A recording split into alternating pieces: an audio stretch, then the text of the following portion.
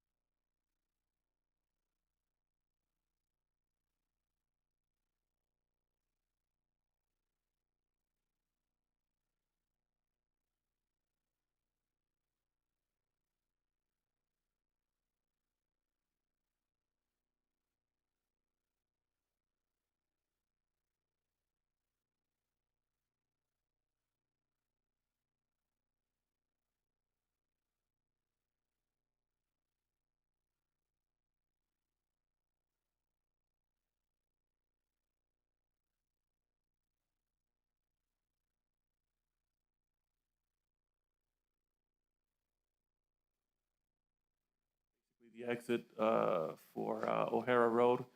404, it's basically the road that heads out to Chaparral, New Mexico. Here's an aerial photo of the property. So it's you can see the parking lot there for the NMSU branch there to the west.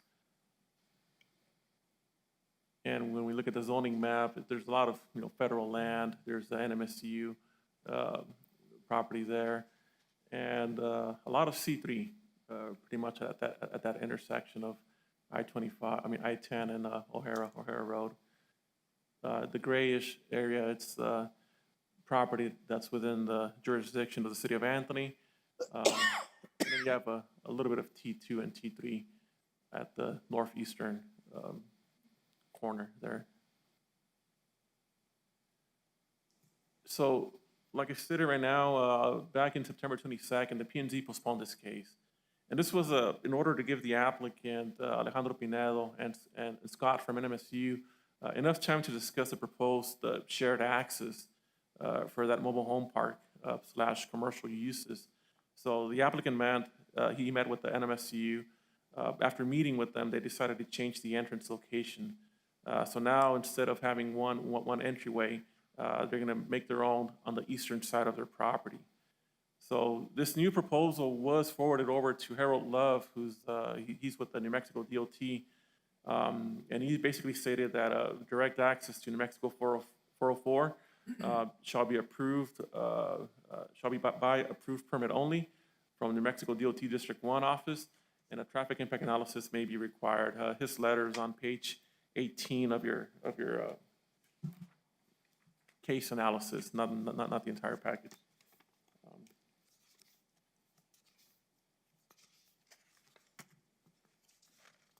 So basically, it will be page 26 of the entire packet, or page 18 of the case analysis. So we're still recommending approval of this case. I'm just going to go quickly through some of the other slides that I have here, because I know some of you weren't here.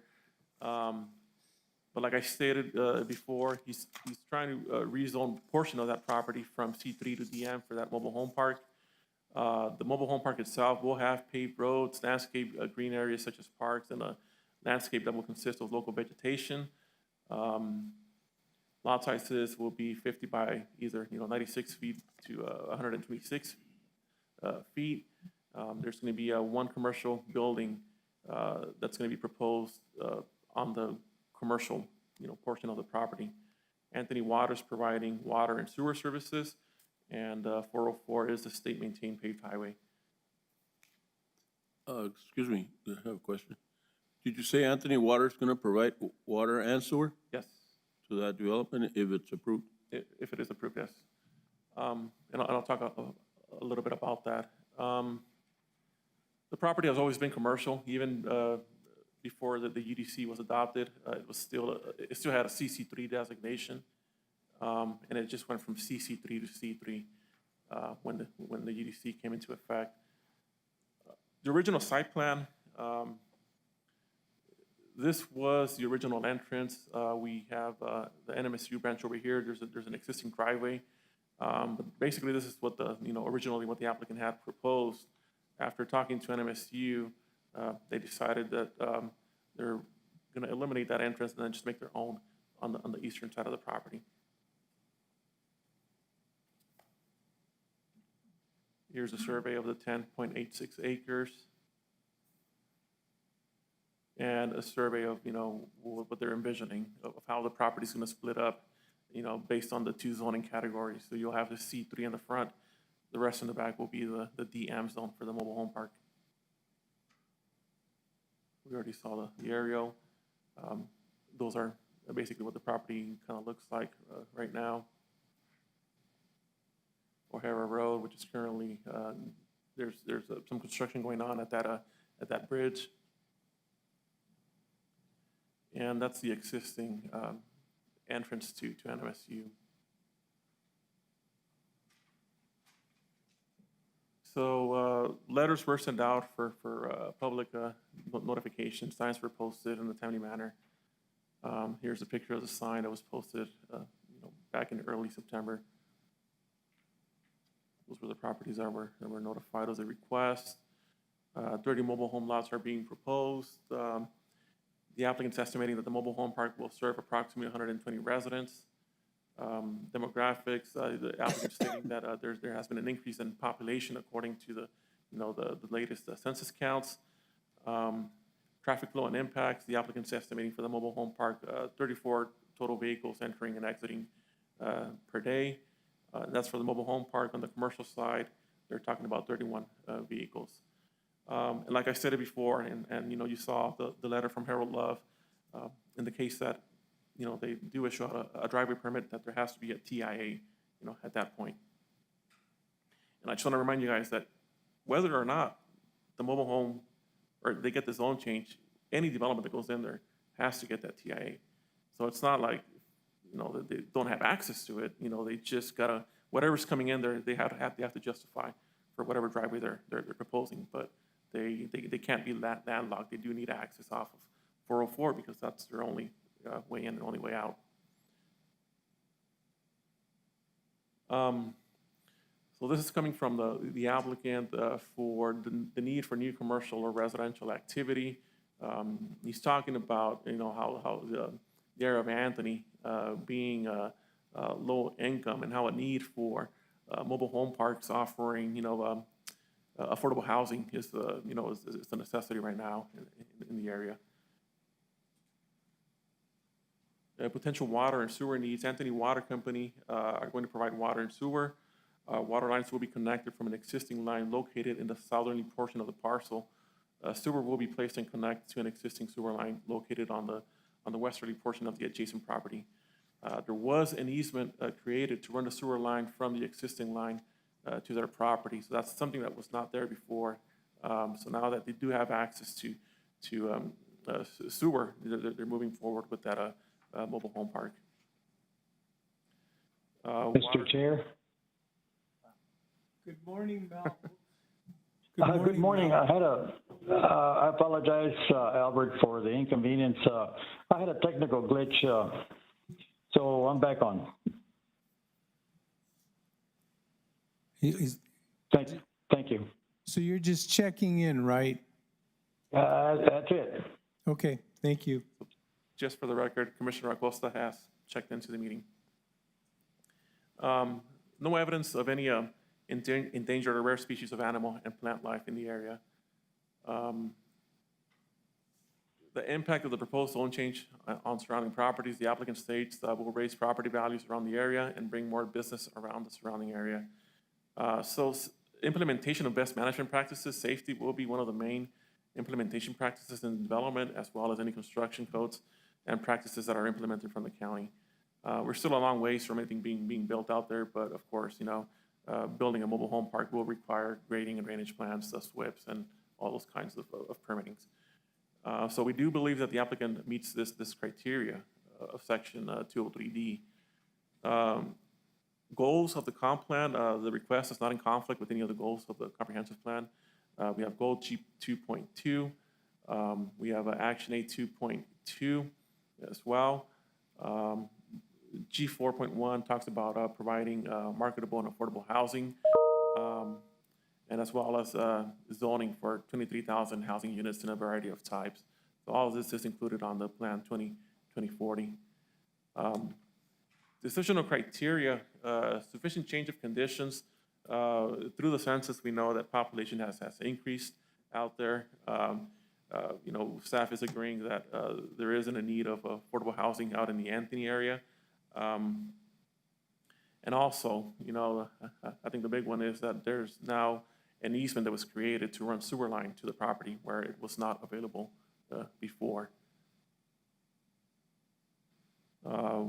We believe that the proposed development will not be in disharmony with the surrounding zoning. The size of the development is appropriate for the area, and there will be a benefit to the community by increasing the availability of housing needed in the Anthony community. Our findings they're included in your packet. So our recommendation is to approve the zone change request on the 10.86 acre parcel, going from a C3 to DM. on 9.13 acres for that mobile home park. The remaining of the parcel will remain C3, and that's going to be fronting O'Hara Road. And like I said it before, I mean, this case was postponed in September to allow the applicant to get with NMSU, talk about the entrances. And from what I understand from the applicant, they decided just to create their own entrance after talking with NMSU. Mr. Pinedo, he's here present, as well as the representative from NMSU as well. And we stand for questions. Questions? Mr. Chair, Albert, on the new entryway on the east side of the property there, how wide is that? Is that going to allow two-way traffic? I'm not sure how wide it is. It's not set in stone. I mean, later on, after they, if they do receive approval of the zone change and, they submit all their paperwork and studies and analysis to New Mexico DOT, that will determine exactly, how wide that entrance has to be, whether they're going to need deceleration lanes out there or, whatever DOT requires. Okay, thank you. How far is that east entrance from the NMSU entrance?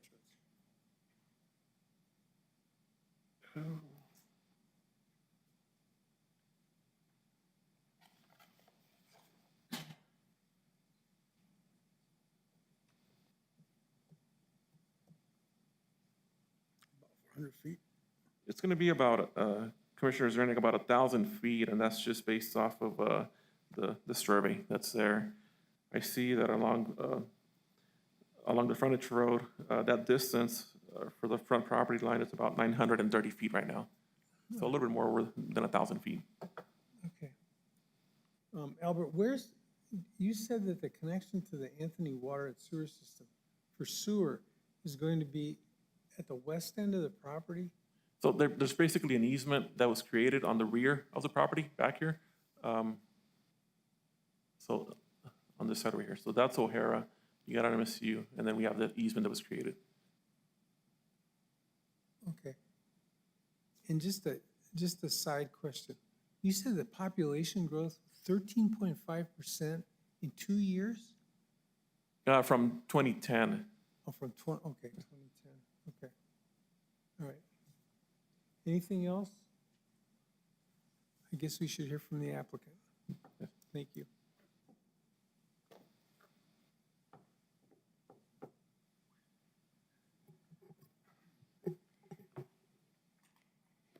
Good morning. Please state your name and address for the record. Sorry, Alejandro Pinedo, and you said address, correct? Yes, sir. 6437 Upper Valley Road, El Paso, Texas, 79932. Please raise your right hand. Do you affirm the testimony you're about to give is the truth under penalty of law? I do. Thank you. So the floor is yours. Oh, thank you. So what we're planning to do is a mobile home park for our family business. So as you've seen in the site plan, in the site plan, the front would still stay the commercial, and the rear at the end would be a mobile home park. And with the new update, it's going to be 29 spaces or less, depending on the design of the project. And then behind that, it would just be natural ground because there's a higher elevation where the water tank is, as you can see on the image. So that area is not going to be touched at all. So that will be natural ground still. But our mission is just to do a mobile park because my family has a mobile park over there on Horizon.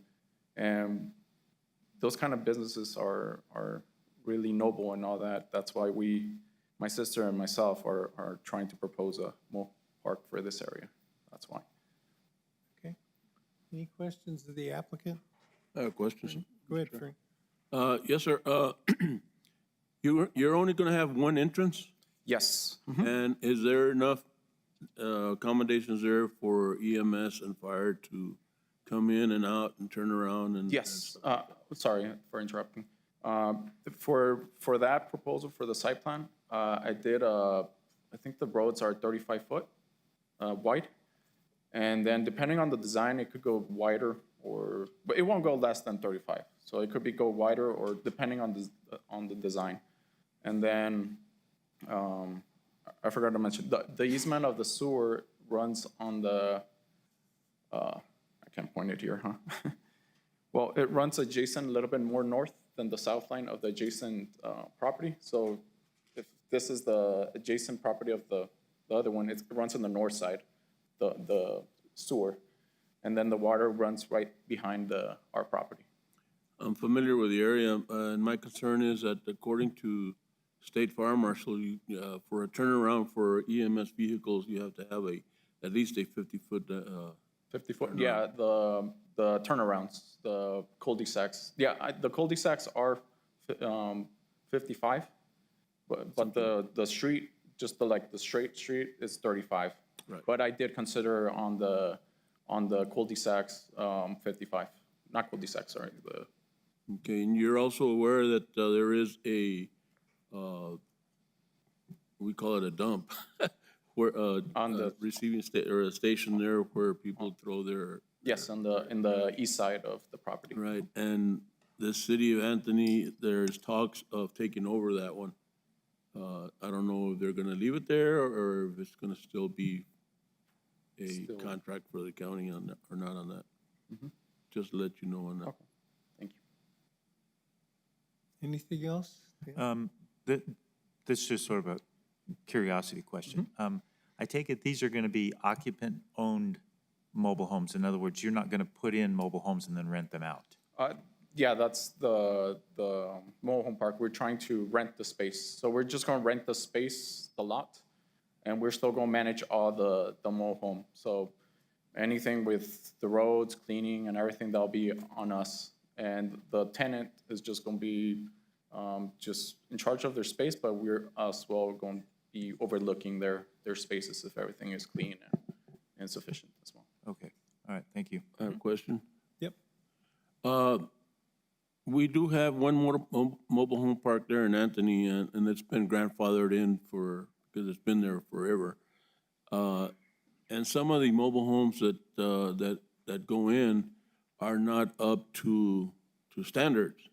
Now, if approved, what is the age limit on mobile homes and the size of mobile homes? Because they could become anywhere from 1,000 square foot to 25 or more square foot. Yeah, that information, I don't have it, but depending, we would still fall on all the codes that the county has regarding that.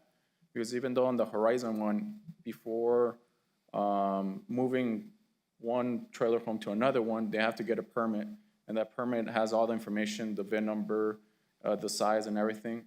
And if the age of that trailer doesn't comply with it, I think they can move it. So we would still follow the rules all with the codes of Doña Ana County.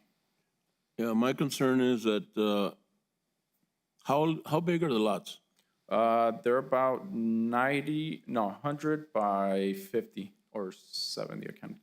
Don't have it on top of my head. Somewhere around there. And so, and another concern, a deep concern that I have is not allowing mobile homes that don't look good.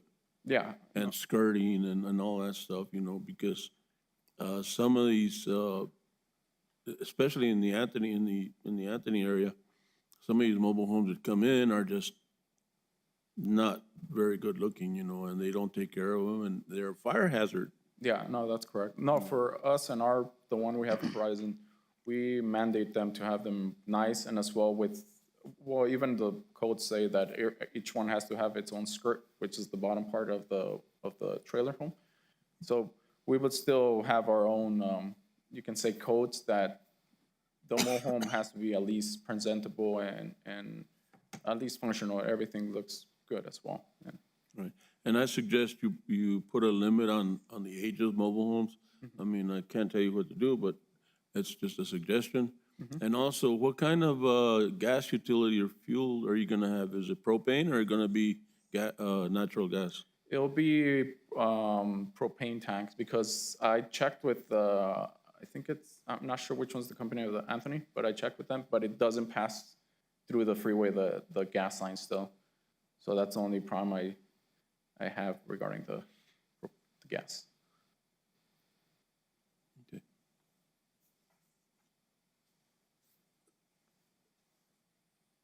Fernie, you okay? Okay. Arnie, did you have any questions? I have, well, maybe a comment, seeing that you're going to use propane gas, maybe the 50-foot entryway should be mandatory so that, I mean, that's, Fernie, you know that there's a fire hazard right away, so that's the only concern I have, maybe, knowing that we have propane gas in there, or you'll have propane gas in there. There's gotta be enough room for that fire truck to go in and out nicely, so that's my only comment. Okay. Thank you. Thank you. Albert, is there a maximum limit on the length of a cul-de-sac?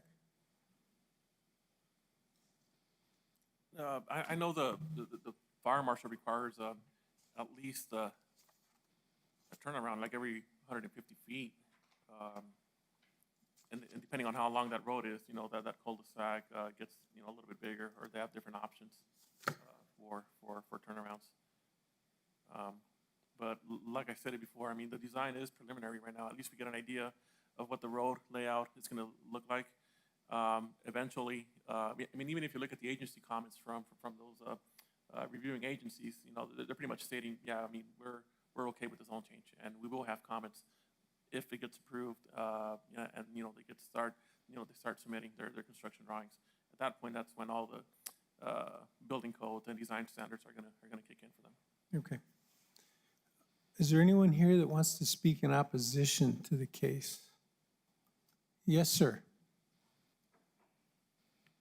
Commissioner Zerniak, Yes. I have the sign-in forms for each case as we go. Have people signed in? No, if you can announce it for each Okay. case moving forward. So, just before you speak, if anyone, for the coming cases, if you would like to speak for or against the case, Eileen has a sign-up sheet. We'd like you to sign up before you speak. So if you would go over and sign up, we would appreciate that. It helps expedite the cases.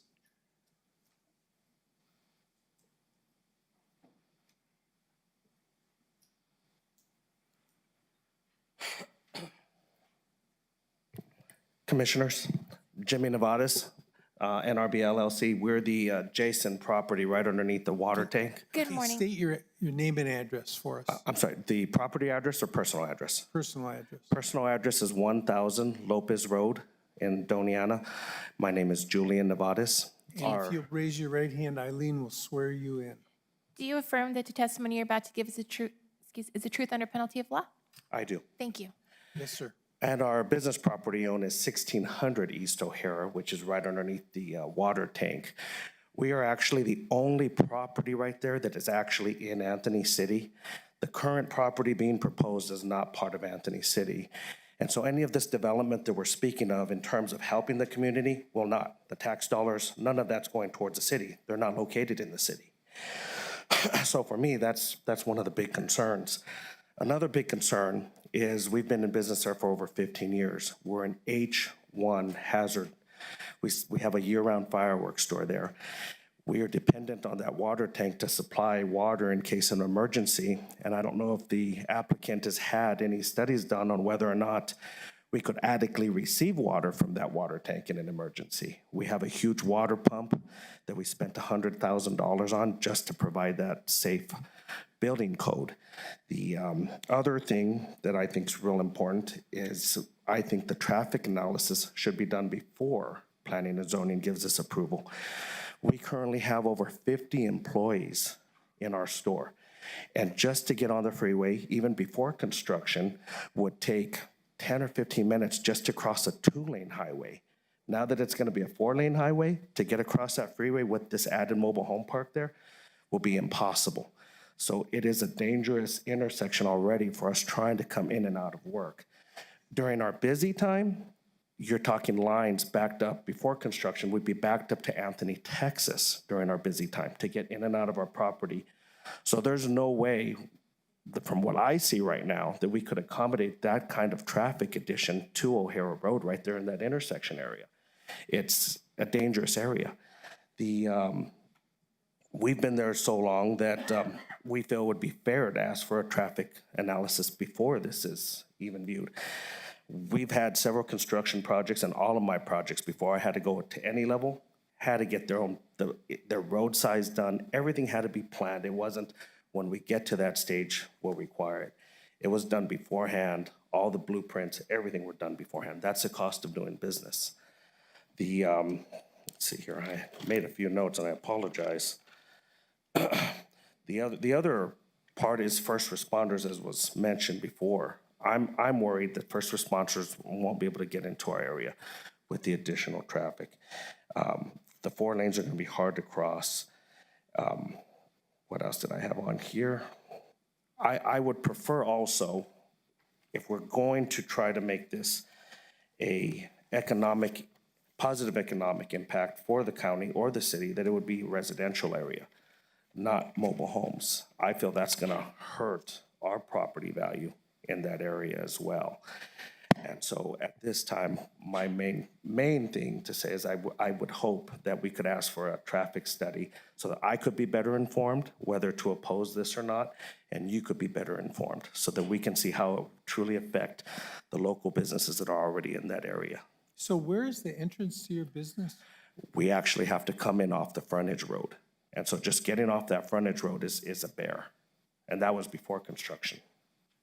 So I just want to be clear, does your property abut theirs?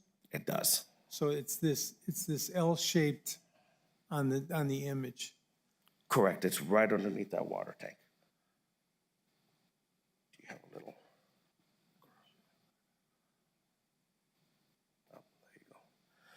So it looks like there's a number 12 on that property, 12 and 11. So we abut the back end of it, and that water tank road is actually our easement that goes up to the water tank road. Questions? And quite frequently, when the university's on, that O'Hara Road is backed up for 1 or 2 miles exiting the current traffic with a community college. So I can't imagine how traffic's gonna get back onto 404 from a mobile home park right there.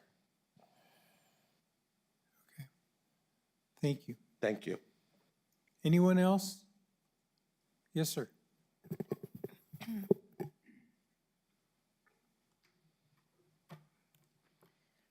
Good morning. Please state your name and address for the record and raise your right hand.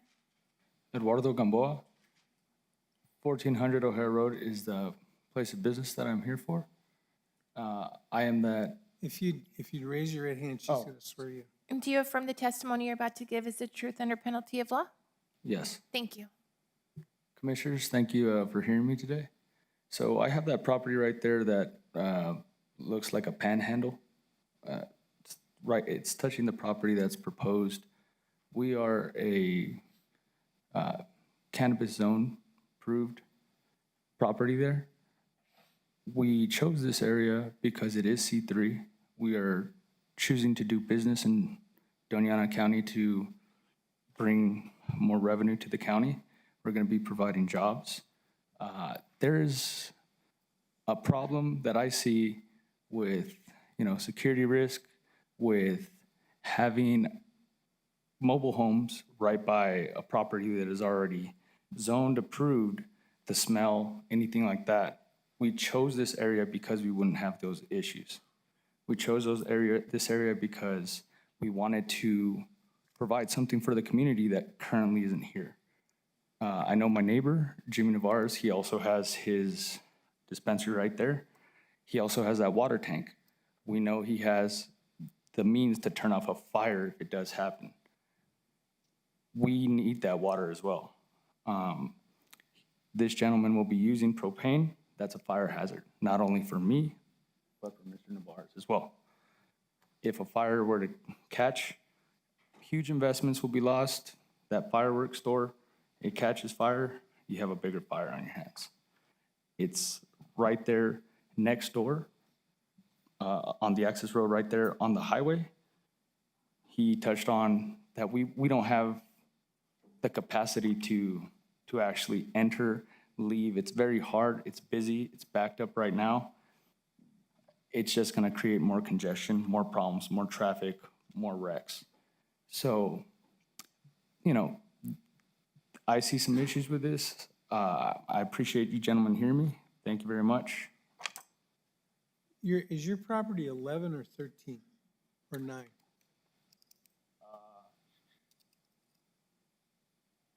It's the one that looks like Oklahoma.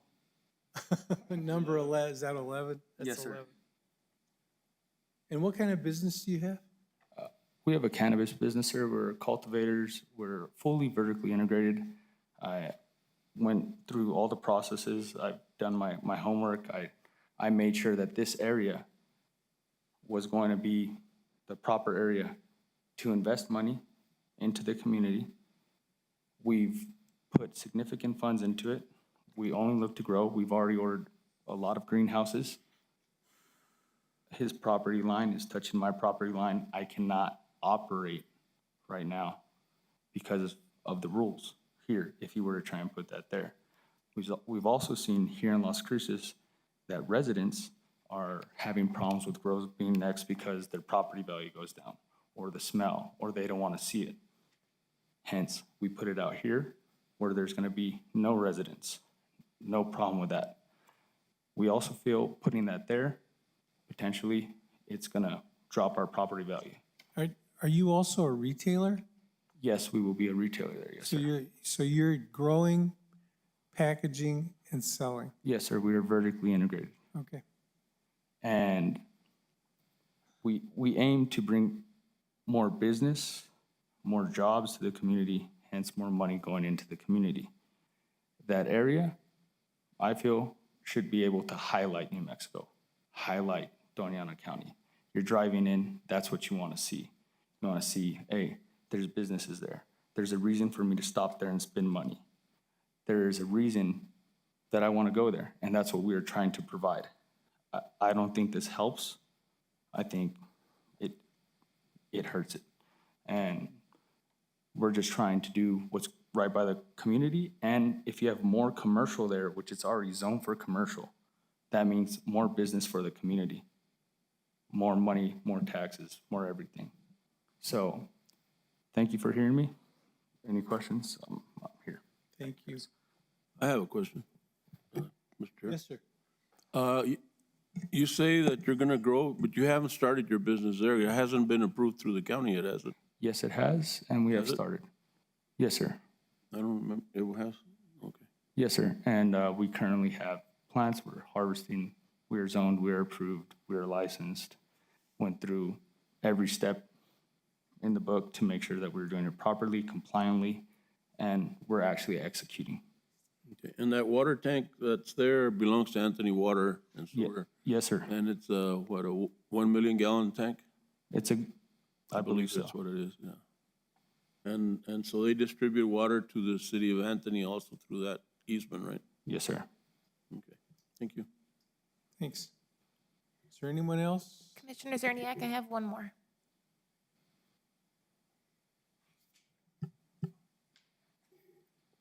Thank you, Eileen.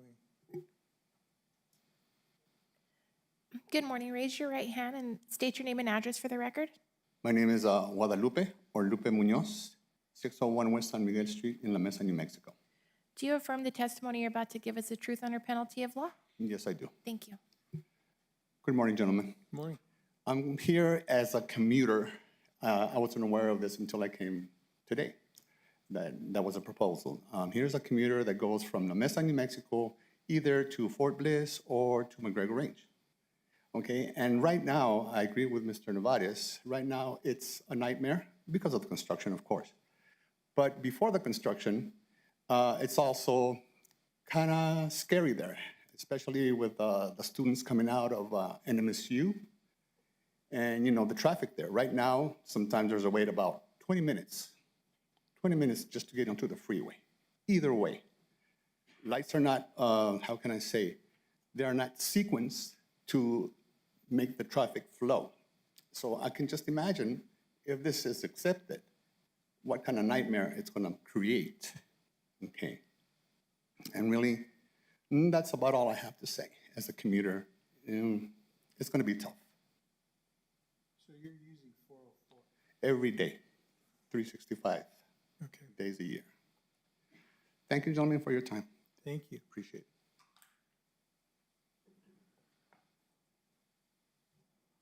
Albert, can you bring up the zoning map again, please?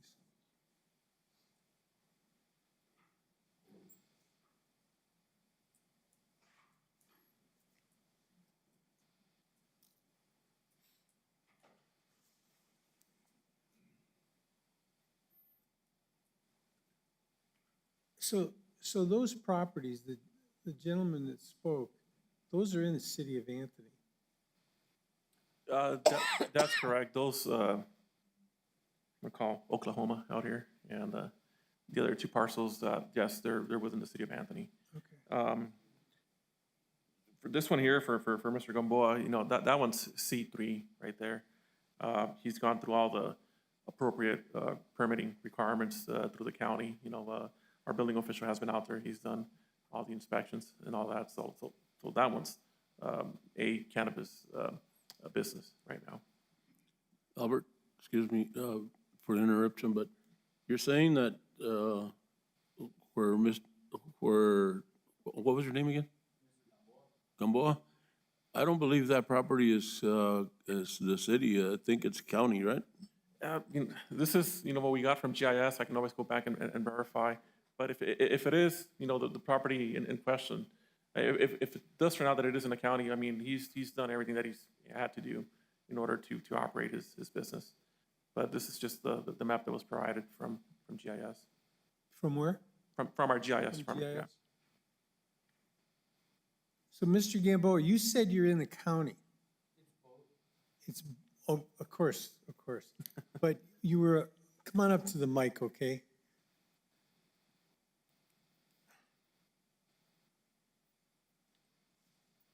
So your zoning was approved by the city of Anthony.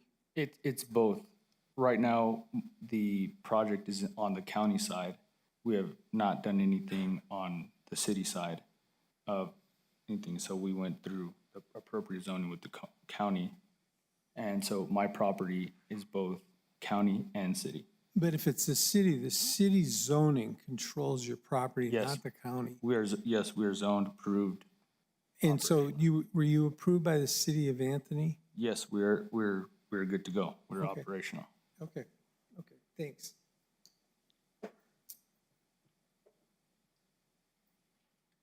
Did, Albert, did NMSU take a position on this? Mr. Scott's here. Have you want to Mr. come up here? Eschenbrenner? Yeah. Okay. Let me, yeah,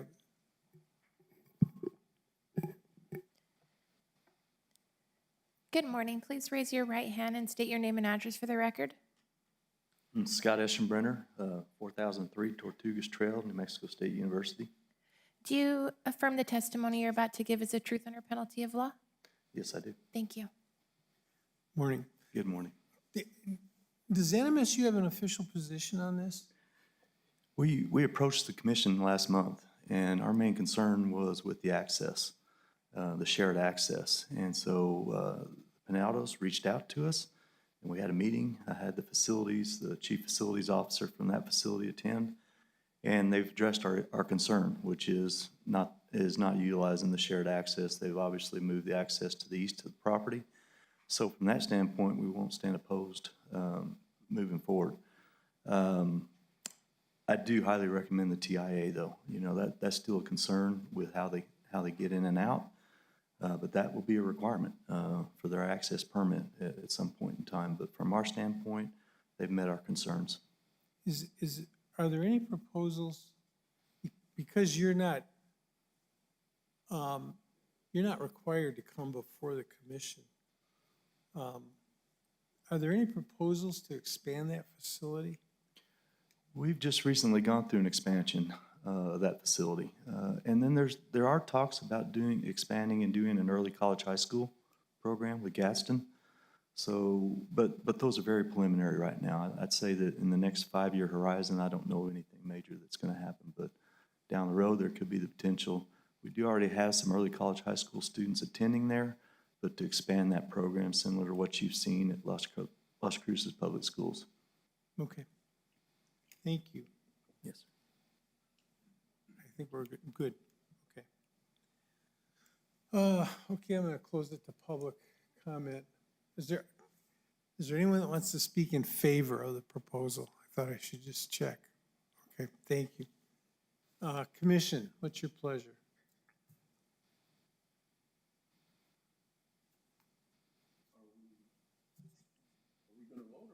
Well, we have to have a motion. I make a motion to approve case. Mr. Herrera, can you turn your mic on? I make a motion to approve case Z 22-009. Request, do I have to read the whole thing? No. Just, okay, make motion to, to approve that case number. Okay, I need a second. I'll second that. Okay, so Mel, I just want to check with you. Did you have any comments or questions? This is Commissioner Acosta. Mel, are you with us? I guess he's okay. All right. Up, Chair. I know there's a motion on the floor already, but I don't know if the commission wanted to give the applicant maybe an opportunity to address some of those concerns that were raised by the public. Sure. Did you want to make any comments in response to the opposition? Thank you, Albert. No? Okay. Do we have a second? Did I get a second? Okay, thank you. All right. Eileen, call the roll, please. Commissioner Lear, Yes. Commissioner Castañeda, Yes. Commissioner Herrera, Yes. Commissioner Acosta, Chair Zerniak. Aye. Thank you. It's approved. All right. Thank you. Next case is SU 22-022. Albert? Oh. Charlene.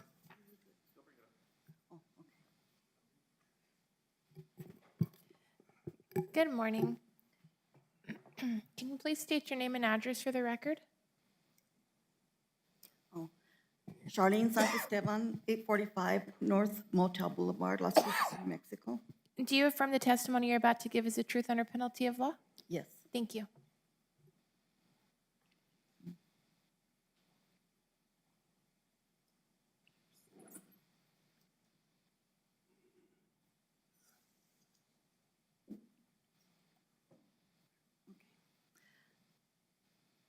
Today is it's solar, it's USS State Line Solar.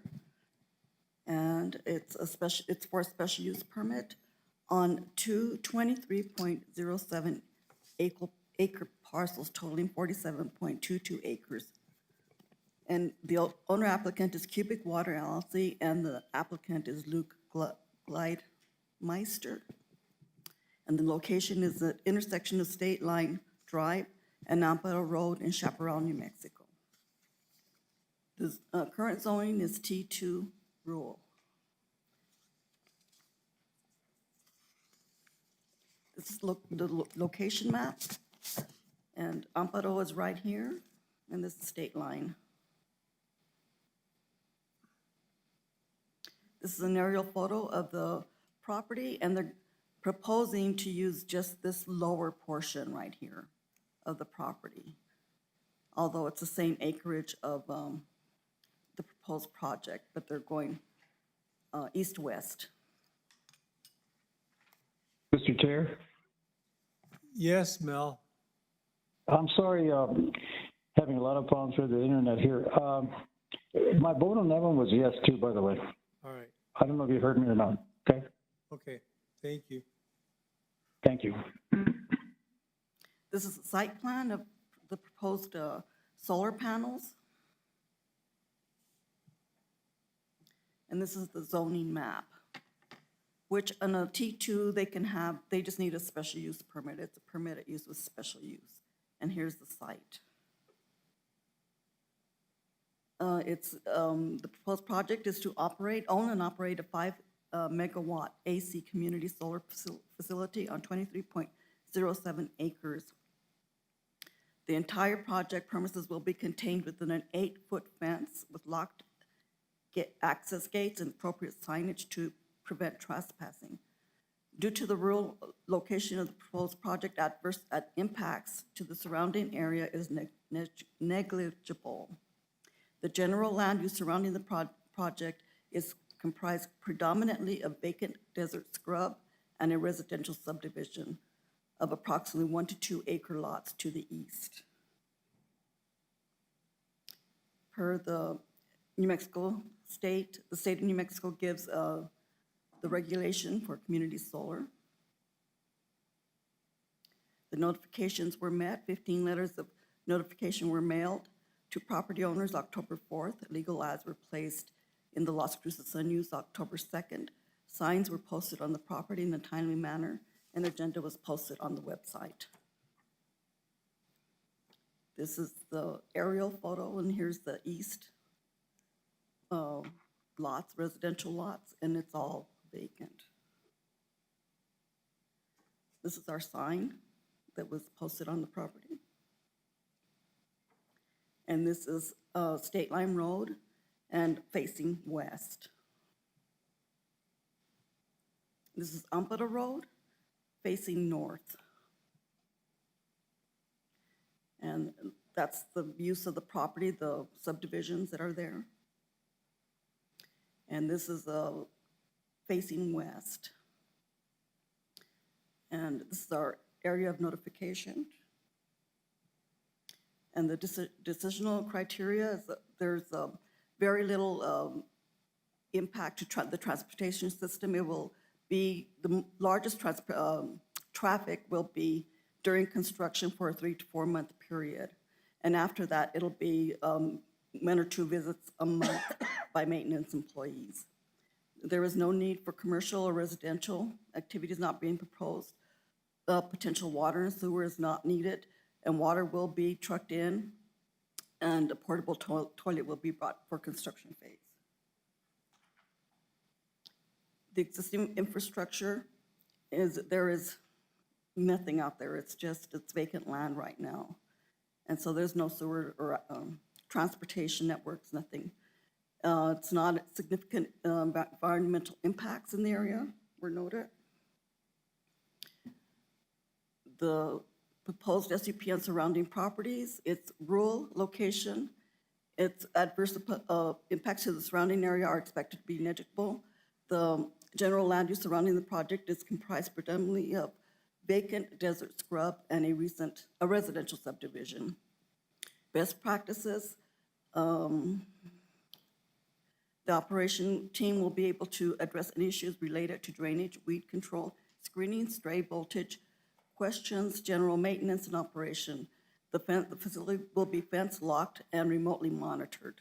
The security fencing will be located entirely on the property on the inside of any landscaping screen. The fence will not exceed 8 feet high. The solar racking can accommodate the current terrain to maintain the original grading on the site and sustain the existing drainage and runoff patterns, minimizing impacts to surrounding lands. The findings. The property is outside of any incorporated municipal zoning authority and is within Doña Ana County. Therefore, the Planning and Zoning Commission has jurisdiction to hear this case. Pursuant,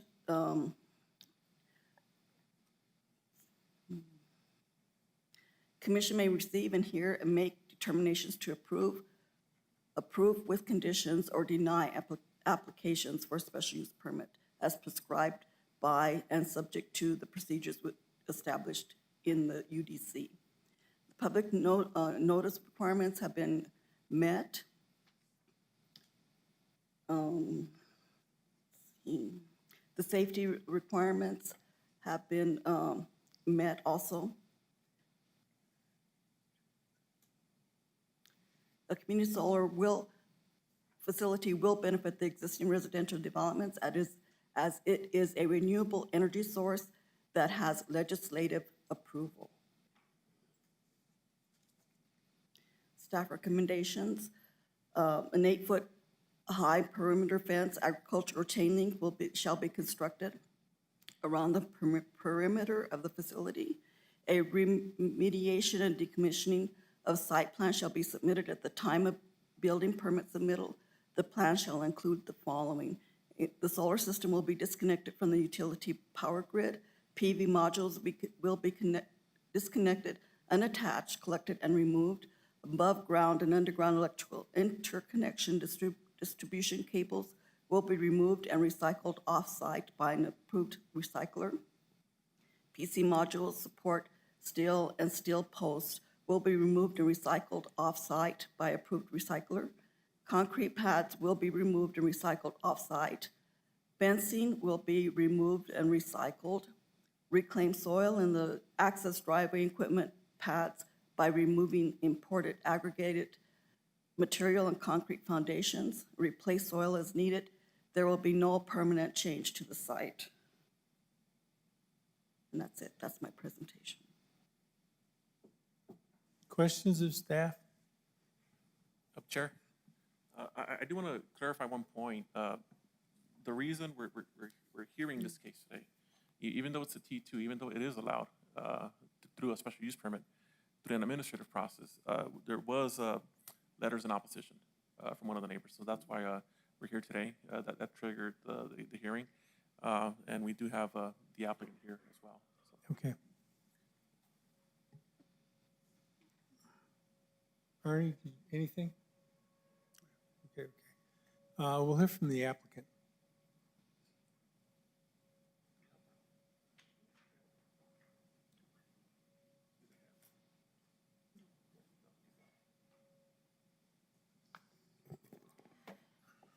Good morning. Good morning. Please raise your right hand and state your name and address for the record. Luke Gildemeister, 2604 Highland View Lane, Burnsville, Minnesota, 55337. Do you affirm the testimony you're about to give is the truth under penalty of law? Yes. Thank you. Good morning. Thanks for having me. My name is Luke. I work as a project developer at US Solar. We're a small business of about 50 full-time employees. We develop, own, and operate community solar gardens. We work with schools, cities, businesses, and residents to subscribe the energy produced by our solar gardens so that they can save money on their monthly utility bills. I'm here to represent US Solar as well as the landowner, Mr. Manuel Villalobos of Cubic Water LLC, to present our application for a special use permit pursuant to Section 350-204 Special Use Permits of the Doña Ana County Unified Development Code to construct, own, and operate a 5-megawatt community solar garden named USS State Line Solar LLC on approximately 23.07 fenced acres on the 2 parcels owned by Mr. Villalobos. We have a land lease with Cubic Water LLC that allows for the use of the property. Site zoning and location, both parcels are zoned T2. According to the Unified Development Code, this land consists of sparsely settled lands in open conditions. The Development Code lists a renewable energy facility as an allowed special use in the T2 zone. This is what led to our administrative special use permit application. Our proposed project will be located on the north side of State Line Road and to the west of Amparo Road. To the north of our proposed project is land owned by Blythe Land and Cattle Company, LLC. To the east of our proposed project is Amparo Road and then residential properties. It's important to note that any of these residential properties will be located at least 380 feet east of our easternmost solar panels.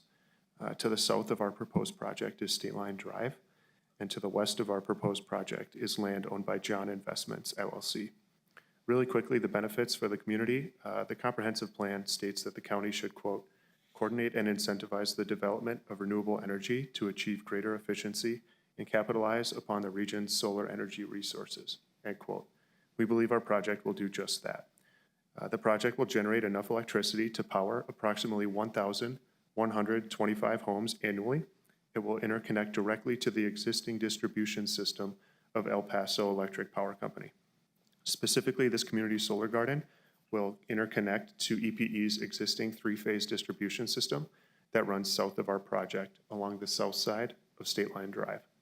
Residents, businesses, and public entities in and around Doña Ana County who are EPE customers can subscribe to a portion of the electricity generated and receive bill credits on their monthly utility bills. So it typically ends up being a savings of about 10%. In this way, members of the community will have the opportunity to receive a economic benefit from this project. We're contracted to deliver electricity for a period of 25 years. Really quickly on the visual appearance, we use a single axis tracker system. So our panels track from east to west with the rising and setting of the sun every day. The panel height ranges from about 5 feet to 8 feet for normal daily operations. It's also important to note that we're proposing a farm field style agricultural page wire fence around the perimeter of our site. So the fence will be approximately 8 feet tall with no barbed wire and meet federal code. This should fit with the community, we believe, better than a tall chain link fence with barbed wire like other solar projects have. The access path will come north off of State Line Drive and to our enter into our project's fenced area and then turn east within the project's fenced area. As Albert mentioned, there was some potential neighbor concerns, so I'd like to address that really quickly. I totally get it. If a development were proposed near my neighborhood and I thought the proposed development could potentially cause a health hazard to my family, I would totally want to ask some questions too. Fortunately, electromagnetic frequency, which was what the email was pertaining to, otherwise known as EMF, it's a scientific phenomenon that has been well understood and studied for decades. There's no evidence that low-level electromagnetic frequencies are harmful to human health, according to the World Health Organization. Some items that produce low levels of EMF, the smartphone in your pocket, the human heart, the appliances in your home, and even the sun. Measures of this EMF levels inside solar gardens have been studied for quite some time. They've been found to be less than that of a traditional vacuum cleaner. The fact is that any human being residing to the east side of Amparo Road will be at least 380 feet away from the easternmost solar panel within this community solar garden. Compare this to the vacuum cleaner at your house, for example. While your vacuum is harmless to your health, you're going to be 0 feet away from that cleaning device that actually emits higher levels of EMF than our community solar garden. If solar panels were a health hazard, we wouldn't be placing them on the rooftops of our homes, schools, businesses, libraries, and even airports around the world. If they were a health hazard, the county would not permit them as a special use in their Unified Development Code, nor would they encourage the development of solar gardens in their comprehensive plan. If they were really harmful for human health, I wouldn't be before you today because I'd be trying to find a new job. So USS State Line Solar, we won't pose any negative effects on the health, safety, or general welfare of your county. The project will involve no noticeable EMF, noise, traffic, odor, glare, dust, or light, all signs of a good neighbor. Really quick on construction before I end.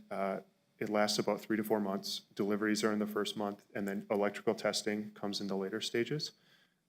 Obviously, we'll design the routes to pose the smallest traffic impact to Doña Ana County. We'll coordinate with local authorities regarding preferred times and routes prior to mobilizing construction. During this phase, a temporary on-site parking area will be used for the crews and delivery trucks and the construction employees. The solar garden construction is actually pretty simple. The I-beams are driven into the ground about 6 to 10 feet, and then the racking sits on top of the I-beams. The solar panels clip into the racks. There's no concrete footings, there's no permanent structures, or there's no buildings. The most noticeable phase of the construction is that pile driving, which is often completed in about a day or two. After construction, you can expect about 1 pickup truck to visit this site about 4 times per year. The project will likely commence construction in 2024. In conclusion, I would like to sincerely thank the staff members of Doña Ana County, specifically Albert Casillas and Charlene Santa-Steven, for their assistance. Our USS State Line Solar project will benefit the landowner and the broader Doña Ana County community by producing at least 25 years of clean local energy that will be delivered to nearby residents and businesses. The solar garden will not pose any negative effects on the health, safety, or general welfare of the occupants of the county. We meet the criteria of Section 350-204 special use permits of the Unified Development Code. We respectfully request that the P and Z Commission approves our special use permit application. Thank you for your time and attention, and if you have any further questions about the project, I'm happy to answer them as best I can. Questions? So what determines the 25-year limit with El Paso Electric, the agreement? Great question, sir. It's not so much the EPE utility, it's more so our lease with Mr. Villalobos. The initial term is 25 years in the lease that he signed. So that's all that we can guarantee in terms of the timeframe. Traditionally, our leases also have additional 3 5-year extensions at the discretion of US Solar. So the initial term runs 25 years. If everything's going well and there's no reason to discontinue and the landowner is still satisfied, then in theory, this project could go up to 40 years because of those 3 5-year extensions. What's the lifetime expectancy of a solar panel? Of the solar panels themselves? It's a great question. Traditionally, generally speaking, it's about 30 years. However, studies have shown that the efficiency is still about, this is generally speaking, about 80% as in day one. So at that 30-year mark, you definitely want to review. And we have, not to go down a rabbit hole, but our operations team is able to monitor performance of our solar gardens from our Minneapolis office. Right. If anything were to go awry or wrong, we would be alerted and we would send a crew out to the site. Okay. Is there anyone here who wants to speak in opposition to the case? Or in favor? Did anyone sign up? No, sir. Okay. Chair? Yes. And just for the record, I do want to include the email that was received from Yesenia Reyes. She's a property owner number 13. Okay. Her email is Ms. Santisteban. I would like to address a public notice I received earlier this week. I'm not sure I understand the reason. As a resident in the area, I'm able to oppose their request, ? If so, I'd like to make my concern official. I live at this location with my 3 small children, and as I've been informed, solar panels emit EMF radiation, which are not safe, and I can only assume great exposure with 47 acres of solar panels right in front of my home.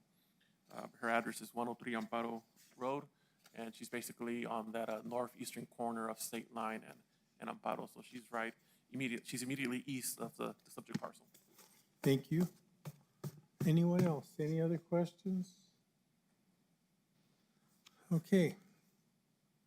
I need a motion. Commissioner Acosta, did you have anything? No, Mr. Chair. Thank you. Make a motion.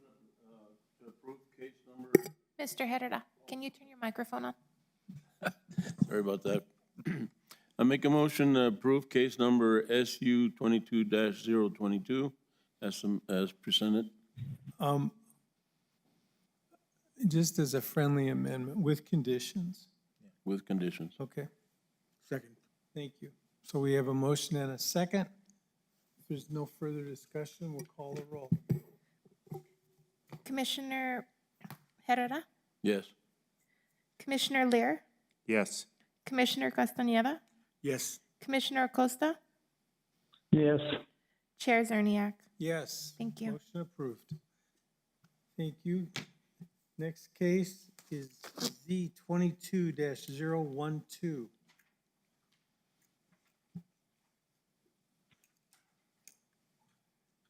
Oh, I guess there's a special use permit. Yeah. So we'll handle these as separate? That's correct. The commissioners will, Good morning. oh, sorry, Please state your name and address for the record. Albert Casillas, 845 North Motel Boulevard. Do you affirm the testimony you're about to give is the truth under penalty of law? I do. Thank you. So today we'll do on this one, we'll do a 2-for-1. We have a zone change and a special use permit together, which is item 5B and 5C of your agenda today.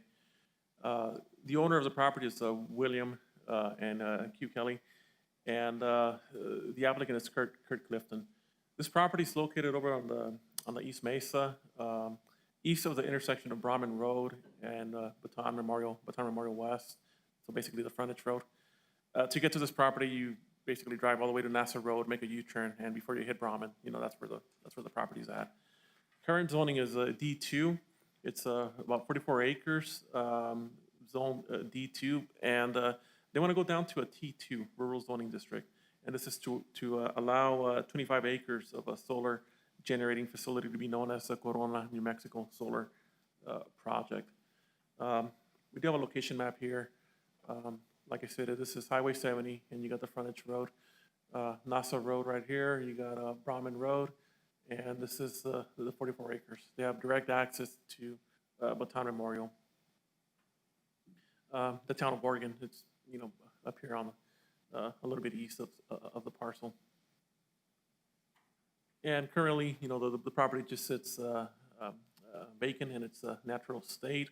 You get a few arroyos running through it. And you see Highway 70. This is that Demco business that's on your right-hand side as you're traveling east on Highway 70. Here's a zoning map. When you look at it, it's basically, there's a lot of industrial to the north and to the east. Everything to the west it's residential. You do have the C2 designation down here. So on the southern portion of Highway 70, it ends up being, pretty much like a commercial corridor. But up here where the subject parcel's at, it's 40 plus acres of D2 zoning. When you zoom out a little bit more from that map, then of course you see the town of Oregon out here with the T3s and the T2s designation. You have a lot of T2 up there. But, mostly it's kind of like on that boundary of where, the old ETZ boundary used to be and where the county started. So they're recommending that zone change from D2 to T2. Access is from Baton Memorial, which is a New Mexico DOT maintained. Traffic will be, pretty small once the site's built. Of course, there's going to be some construction there's going to be traffic during the construction period.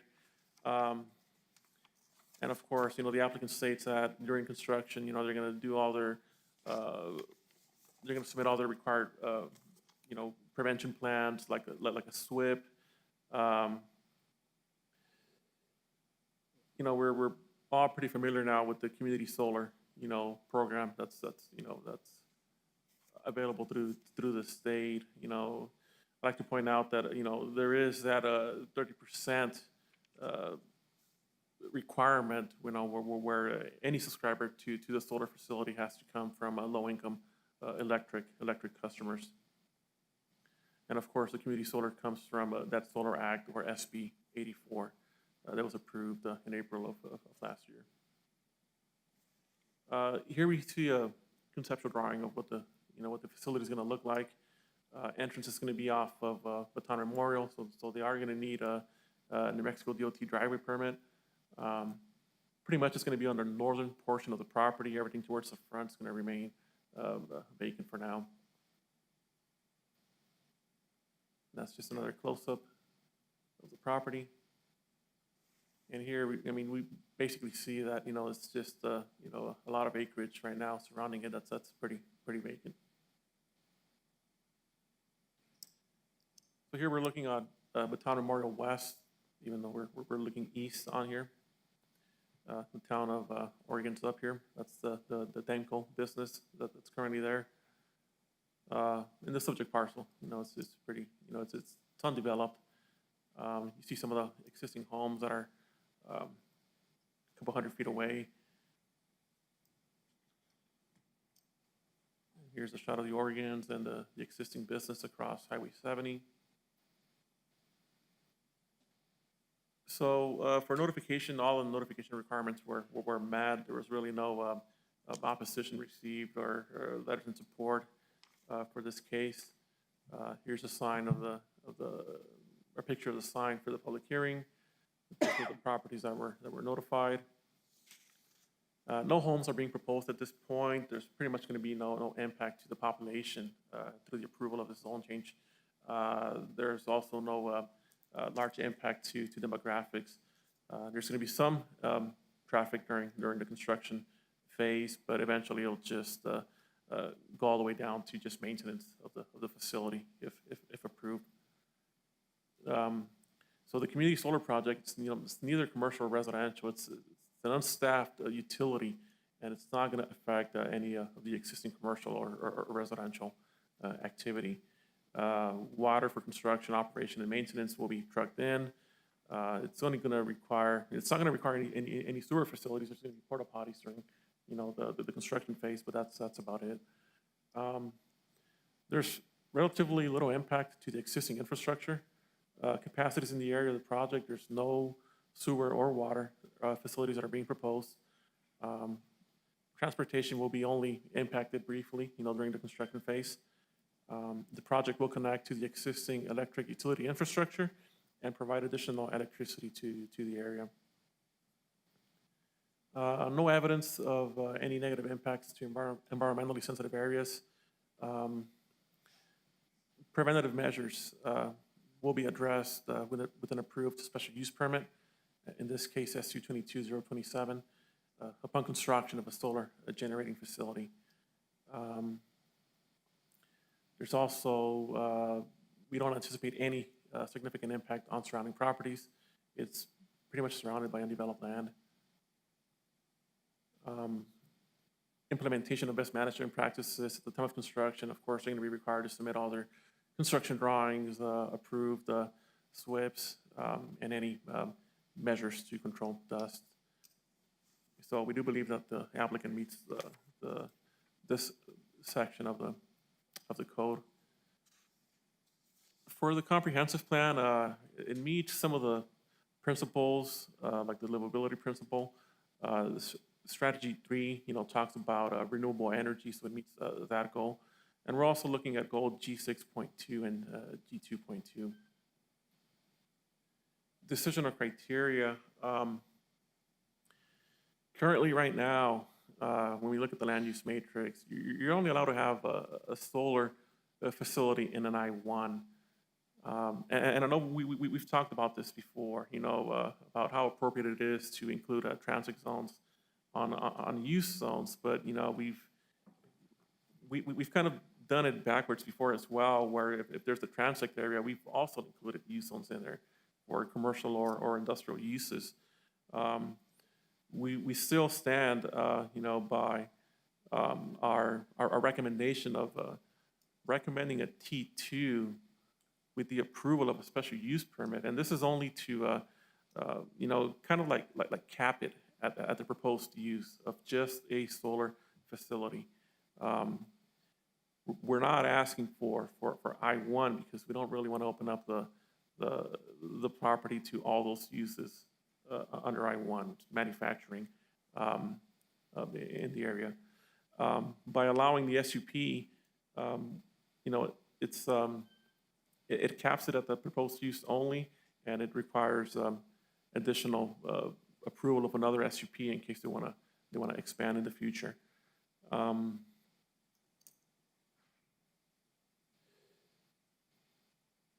And of course, the approval of the Community Solar Act, that's a change of conditions as well, that the state's allowing for companies to come in and apply for solar projects, for community solar projects. My staff findings, they're included on your case analysis. We don't believe it's a spot zone, for the reasons that I just stated before. We believe that it meets the decisional criteria for zone changes, and that it is compatible with the area. Our findings, we're recommending approval of the zone change, Z22012, from D2 to T2 for the solar facility. Now, I can't stand for questions right now, or I can just continue onto the special use permit for this case, so I'll leave it up to you. Let's see if there's any questions. Okay. Questions from the commission? No?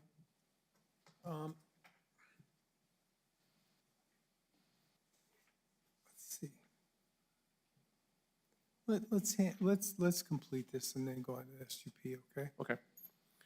For the SUP, I mean, the decisional criteria analysis, it's similar to to the first portion of the criteria for the zone changes, we talk about potential traffic flows and impacts or the need for new commercial or residential activity. We know that there's impacts are going to be minimal to traffic. That it's basically an unstaffed utility. They're not really requiring any water and sewer needs other than when they're building the facility. They're going to be adding additional electricity to the existing utility infrastructure out there. There are no areas of endangered or rare species of animal and plant life in the area. Impact's going to be pretty minimal to surrounding properties. And of course, implementation of best management practices will be implemented if approved during the construction phase of this project. So that's the decisional criteria for special use permits, and we believe that staff meets that criteria. And then once again, those findings are in your packets. We are recommending conditional approval of this case. The conditions being that the zone change has to be approved, that they provide some form of screening along the perimeter of the facility, and that a remediation and decommissioning plan be submitted at the time of the building permit. So this is, let me back up. This represents conditions for the SUP. Yes. Okay. So, we have two findings and two staff recommendations. So one's for the zone change and one for the SUP. The zone change, we're just recommending that the commission approve the zone change as presented and to conditionally approve the SUP along with these conditions. That's the end of our presentation.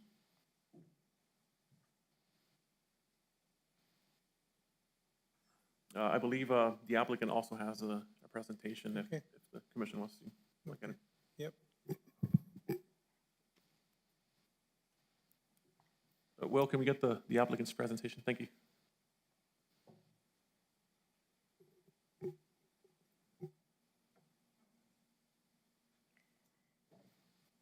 Good morning. Please state your name and address for the record. Kurt Clifton, 3500 Sedona Hills Parkway, Las Cruces, New Mexico, 88011. Do you affirm the testimony you're about to give is the truth under penalty of law? Yes. Thank you. Good morning, Mr. Chair, members of the commission. Albert and Charlene, nice to see you. Just, Kurt, I better do this. Just as a way of being completely open about this. These three, all three of them were students of mine at NMSU when I was head of the planning and zoning program. So I'm letting you know, and they've never had any effect on my ability to be objective. So despite that handicap, they seem to be doing okay. Okay, Kurt, go ahead. Well, I'm not so sure about that, Commissioner Lear. There is maybe some PTSD involved, even though it was almost 30 years ago that I was in college.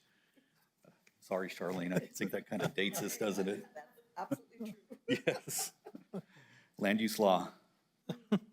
Okay, thank you for having Mr. me. Chair, Yes, Mel.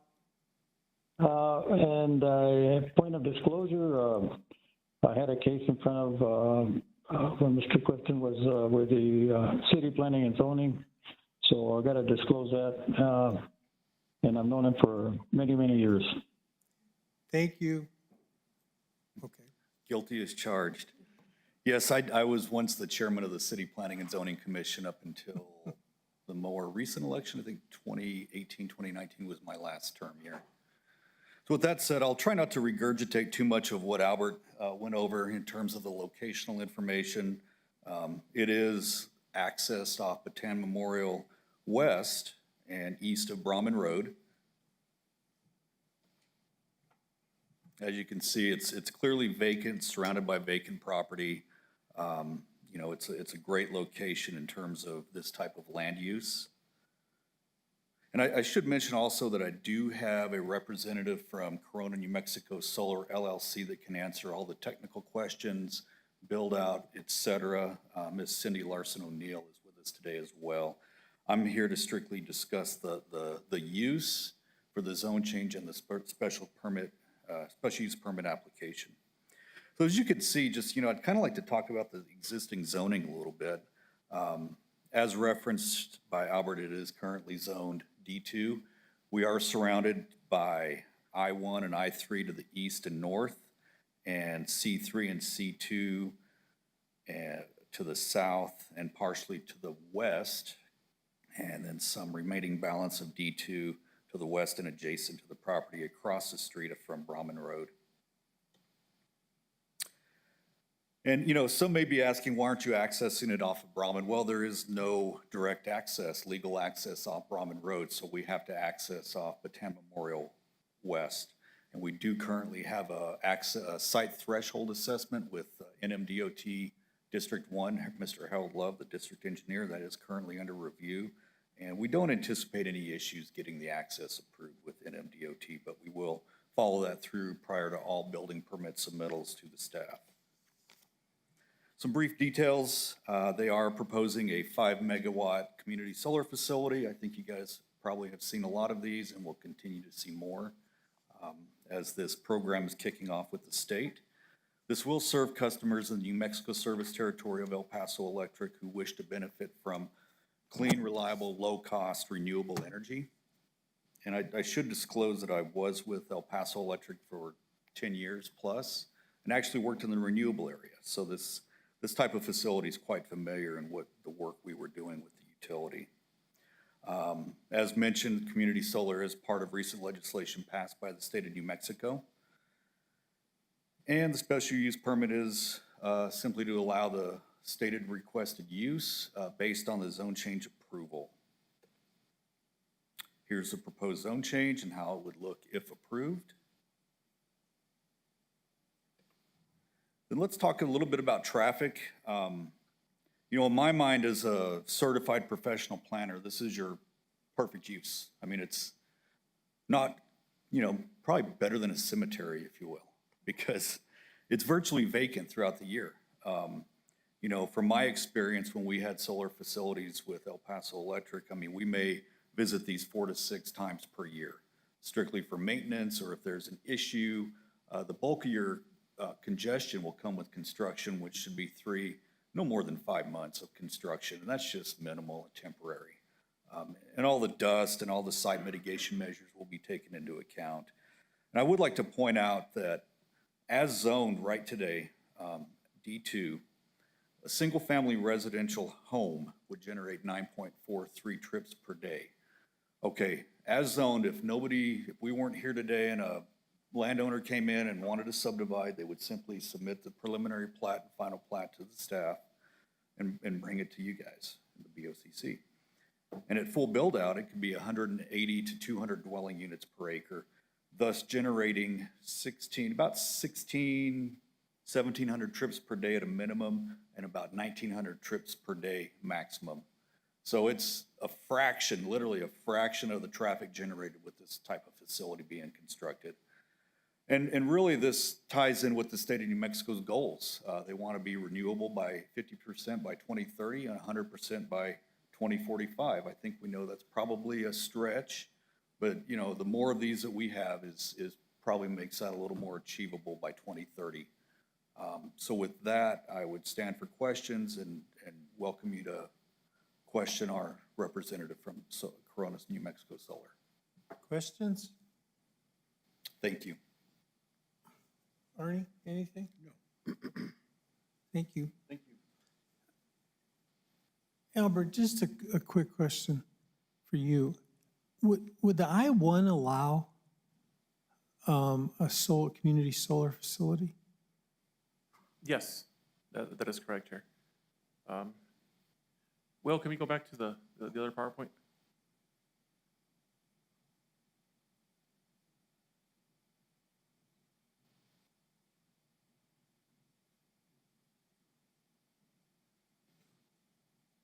Thank you. And let me just double check, but I believe all the I's allow for facility.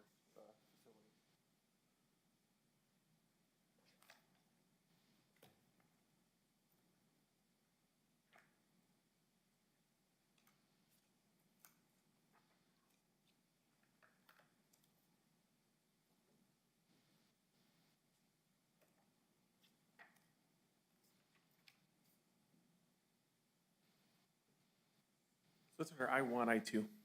I'm just wondering why not an I-1? I mean, the T2, that's really that's the lowest level of zoning that we have. That's correct. Why would we drop that right here? along- It is an option under the land use matrix. And like I said it before, I mean, because we do have a lot of these coming in.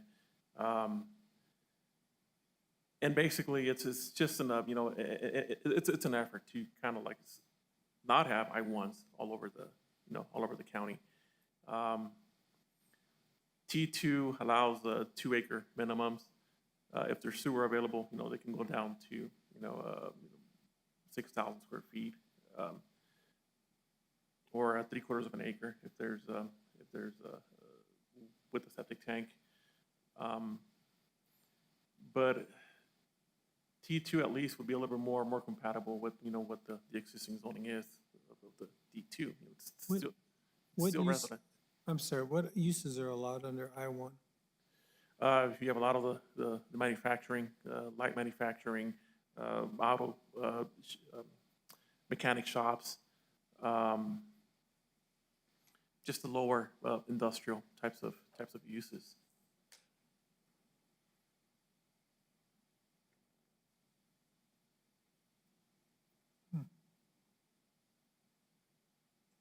But, you know, I mean, that is staff's recommendation. You know, you know, we're still open to discussion. I mean, if the commission thinks that maybe another zoning designation might be more appropriate, then, you know, that's something that's available, you know, to this commission. Mr. Chair? Mr. Chair. I have a question. We just, You said that for the I-1, this is an acceptable use yeah, without the special use permit. without the special. So when you say it's an acceptable, can it be done on this scale, about 25 acres? I mean, it is a 44-acre property. All I'm saying is that a solar facility is allowed under I-1. And there's no restriction as to what size that's, Right. No, there's no restriction. okay. But it not only allows for solar facilities, it allows for other types of industrial uses. Right. So instead of just limiting it to that specific use through the special use permit, now we're opening up a bunch of other uses Okay. with the I-1. Christine's got a comment. Sorry, Mr. Chair, I just wanted to comment that because we notified in our public notice for a T2, it would not be appropriate to recommend a higher intensity zone. That would require another notice to the public and another hearing. Thank you. Is there anyone here in opposition to the case or in favor? There was no comments. No, okay, no one signed up, okay. So, on the zone change, I need a motion. I'll make the move move that case Z22-012 be approved for a zone change from D2 to T2 to construct a 25-acre solar community facility. Second. And I have a second from Ernie. Any further discussion? Eileen, will you call a roll, please? Commissioner Herrera, Yes. Commissioner Lear, Yes. Commissioner Castañeda, Yes. Commissioner Acosta, Yes. Chair Zerniak. Yes. So on case SU 22-027, which is the special use permit on the same parcel, Albert, are there any further comments from staff? Chair, no, just keep in mind that there are some, it's a conditional approval that staff is recommending. Okay. And Kurt, did you want to add anything on the special use permit?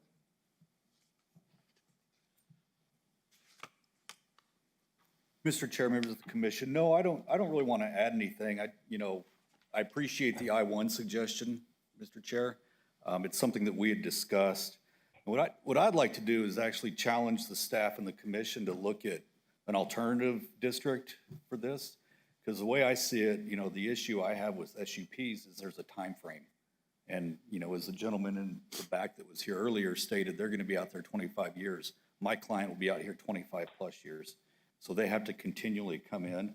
And community solar is not going away. It's just going to keep booming. And it's Yeah. going to keep being, I mean, we're in a hot spot for solar. So I would challenge you all to maybe look at an alternative zoning district, a method or something that's going to better address these. But, you know, thank you. And I don't have any comments at this time. I'm in agreement with the staff's recommendation. I appreciate your comment. Thank you. Is there anyone in opposition to case number SU 22-027, the special use permit for this parcel? There was no comments. Okay. Okay, I'll entertain a motion then.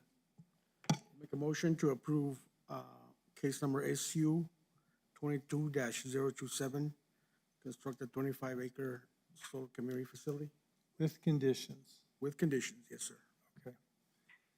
A second, please. I'll second that. Any discussion? Eileen, will you call the roll, please? Commissioner Lear, Yes. Commissioner Herrera, Yes. Commissioner Castañeda, Yes. Commissioner Acosta, Yes. Chair Zerniak. Aye. Thank you. Case approved. Next case is Z 22-017 for the cultivation and manufacturing of cannabis products.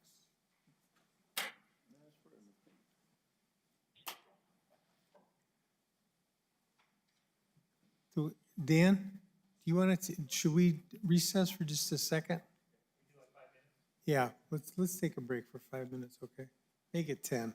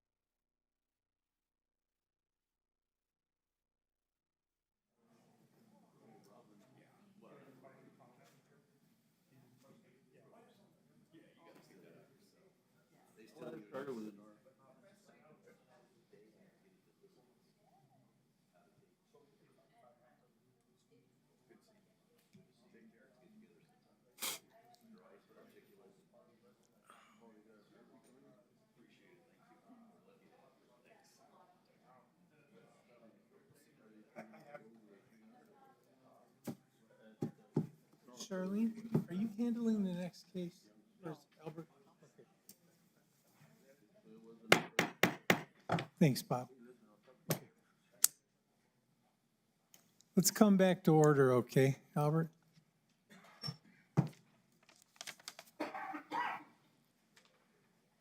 So, case Z 22-017.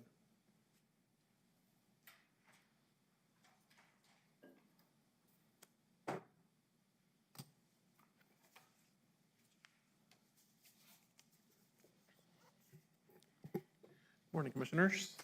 Moving on with our agenda today. I think we're about halfway done. Oh, can I get the other PowerPoint, Will, please? Can I also, thank you. Please state your name and address for the record. Albert Casillas, 845 North Motel Boulevard. Do you affirm the testimony you're about to give is the truth under penalty of law? I do. Thank you.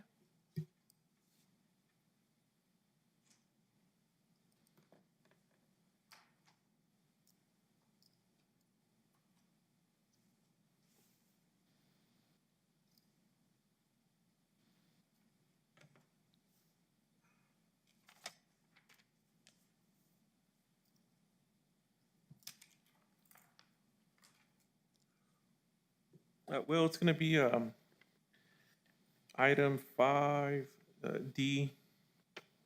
and 5E.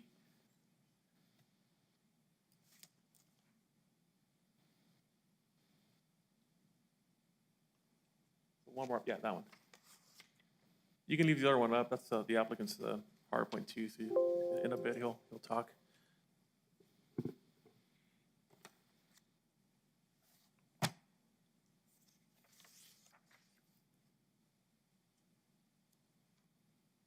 Unless I put the wrong one in there. Is that the one that came up, Will? Yes, that's the one that came up. That's the only one I have. That's the one in there? Just give me a few seconds. I might have just clicked on the wrong one. Mel, just so you know, Albert's checking on the audio visual.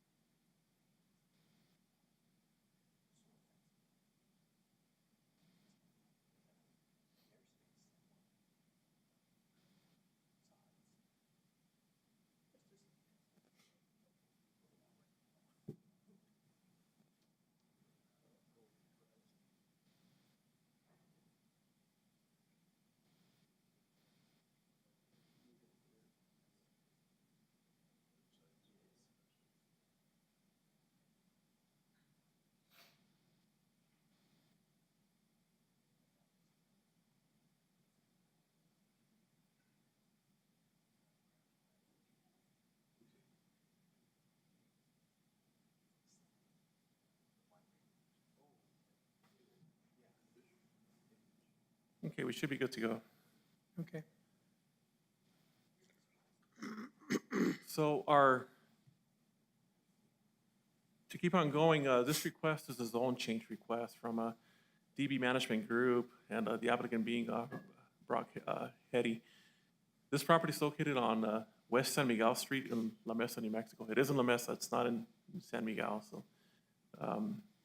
The zoning is T3, and they're requesting a T2 zone on a 3.78 acre parcel. And this is to allow a cannabis industry operation, which will include cultivation and manufacturing of cannabis products. And I do just want to clarify that right now, the property is assessed as ag. You know, it is assessed as ag. So in a T2 and a T3, by right now, you are allowed to cultivate, whether it's a micro-business producer or just a regular producer. As long as you got that ag assessment, it is allowed by right.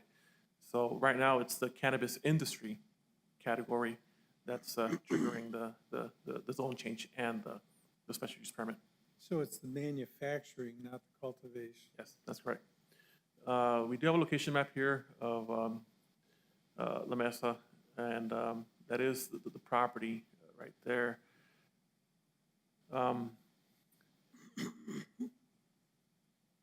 This is the subject parcel right here. Their access is off of a 25-foot easement running along the western portion of the property to the north. And it goes all the way up to San Miguel, and I'll show you a picture of that right now. But just so you know, right now, currently there is a micro-business producer operation on this property right here, on the neighboring one. So what the applicant plans on doing for their property, of course, is going to be growing cannabis, manufacturing products, and the manufacturing, if approved, they're going to convert this existing shed into the structure where they're going to be producing some of the cannabis products. When we look at the zoning, it's pretty much surrounded by T2. You got some pockets of T3 out here, and you might recall that back in the day when we were working with the zoning districting maps, we pretty much had a category of T2. So most of the properties, a lot of the properties that were in the PD district back then, if they were greater than 5 acres, they got that T2 designation by right. In this case, because the property is only, it's only 3 acres, it ended up with the T3. So we end up kind of like with the weird scenario where, yes, they are T3, but their neighbors, they got the T2, and pretty much everybody around them, they already have that T2 designation. And this is basically what I'm talking about. Before, it was a performance district. Once the UDC got adopted, it got that T3 designation, even though it was assessed as ag, but because it wasn't, it didn't have that 5 acre minimum, it got that T3 designation. It is assessed as agricultural by the assessor's office, and they do have that 25-foot access easement going all the way to San Miguel Street. And like I mentioned, it's a zone change to T2 to allow for the cannabis industry operation. So some of the manufactured products are going to include rosin, bubble hash, pre-rolls, edibles, and they're going to package set products. And they're also proposing to erect 2 engineered greenhouses that will be 36 by 96 feet. And this is to produce year-round crops to ensure business sustainability. We have a site plan of the property, so you see the property lines, you see the existing business, that's the concrete pad that's there. This is going to be the general location of the greenhouses here, or hoop houses, to be more exact.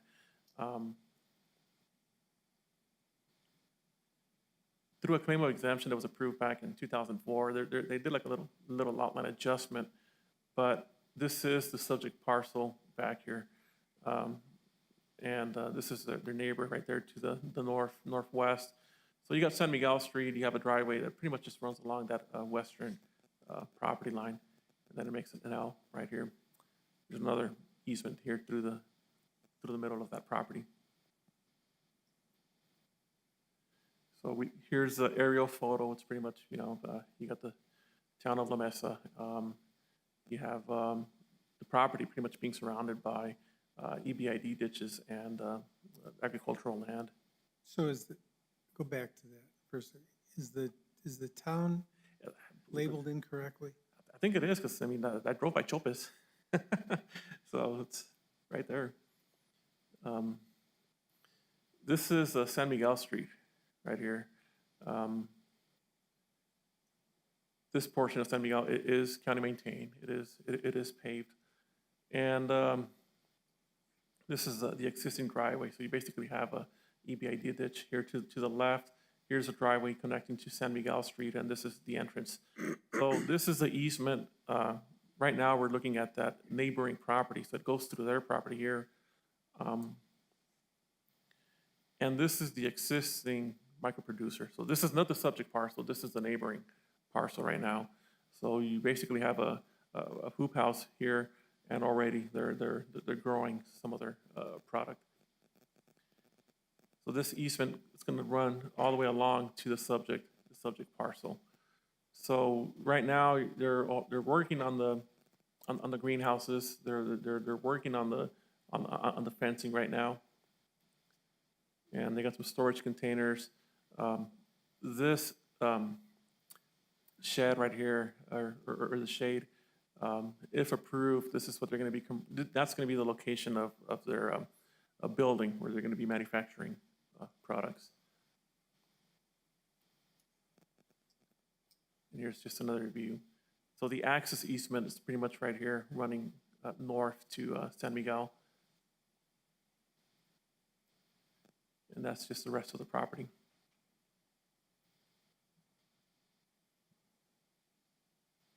So 14 letters of notification were sent out. I did not receive any correspondence in favor or against this request. Here's a sign of the public notification, or a picture of the notification. Those were the properties that were notified. No homes are being proposed. There's going to be no impact to population. There's going to be no impact to demographics. About 5 people will be employed, maybe up to 10 once fully operational. The need for new commercial or residential activity, well, I mean, we know that the Cannabis Regulation Act passed. Retail sales for cannabis started on April 1st. The property right now is being assessed as ag, but so still requires approval of the zone change and an SUP for the cannabis industry. When it comes to water, they have obtained commercial water rights already. They do have a permit LRG 524H. Any wastewater will be handled through a septic tank approved by NMED. So relatively, there's going to be little impact to existing infrastructure.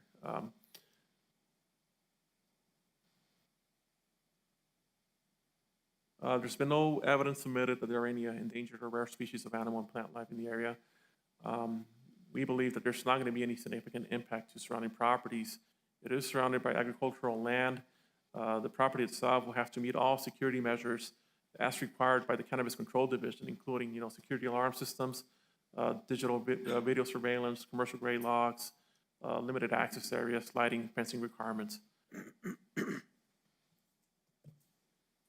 Any implementation of best management practices will be handled via the building permitting process or any conditions required from the SUP. So we do believe that the request meets the decisional criteria of 203.D. Comprehensive plan, we don't believe that this request is in conflict with any of the goals, strategies, or actions. When it comes to the goals, we have goal G2.2, there's action A2.2. We have goal 6.6, which talks about maximizing the value added to agricultural production. We also have supporting regional small-scale businesses, including agriculture, and encouraging manufacturing and other industry to locate within the county, appropriately buffered from communities. when we talk about the Miller criteria, when it comes to, any change of conditions, well, of course, we got the Cannabis Regulation Act, House Bill 2, which allowed for, these types of businesses. Currently, right now, the only use zone, that's where you can have a cannabis industry, by right would be a C3. So it's not even in a transit zone where you can have a cannabis industry. It would be in a C3 regional commercial and all the industrial uses. So, I mean, once again, we do feel that by requesting the T2 zone with a special use permit, it would be more appropriate for the required use, since the T2 is still low-density residential. It's compatible with the existing zoning that's already there, and it only allows for a minimum lot size of 2 acres. Any expansion to what's being proposed will require a new special use permit. And like I said, there is compatible existing agricultural designations already surrounding the property. For our findings, they're included in your packet.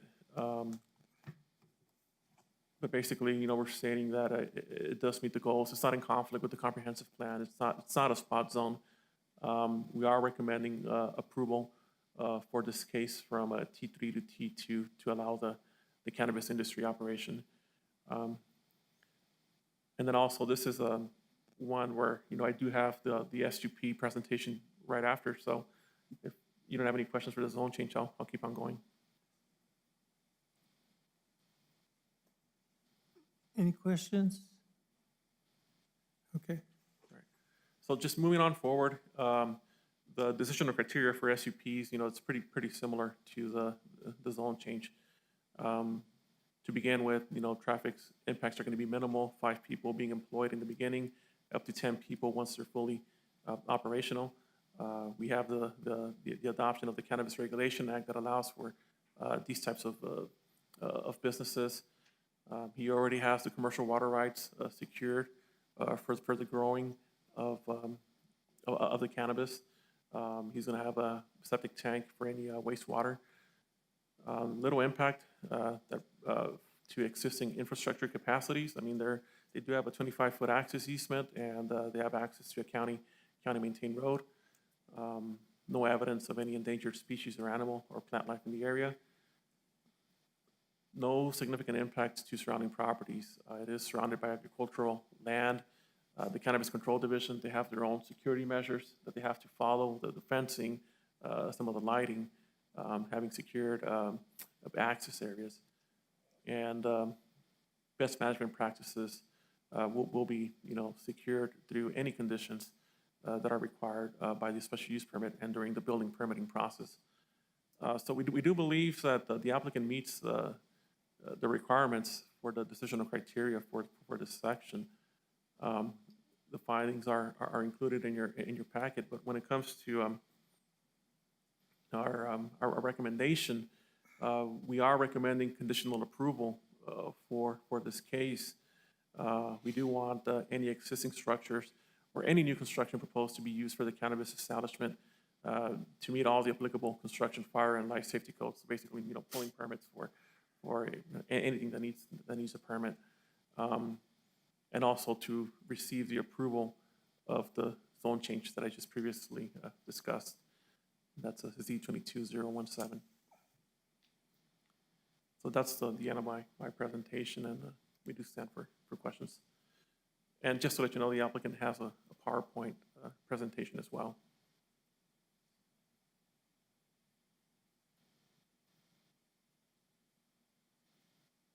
Any questions for staff? Okay, let's hear from the applicant.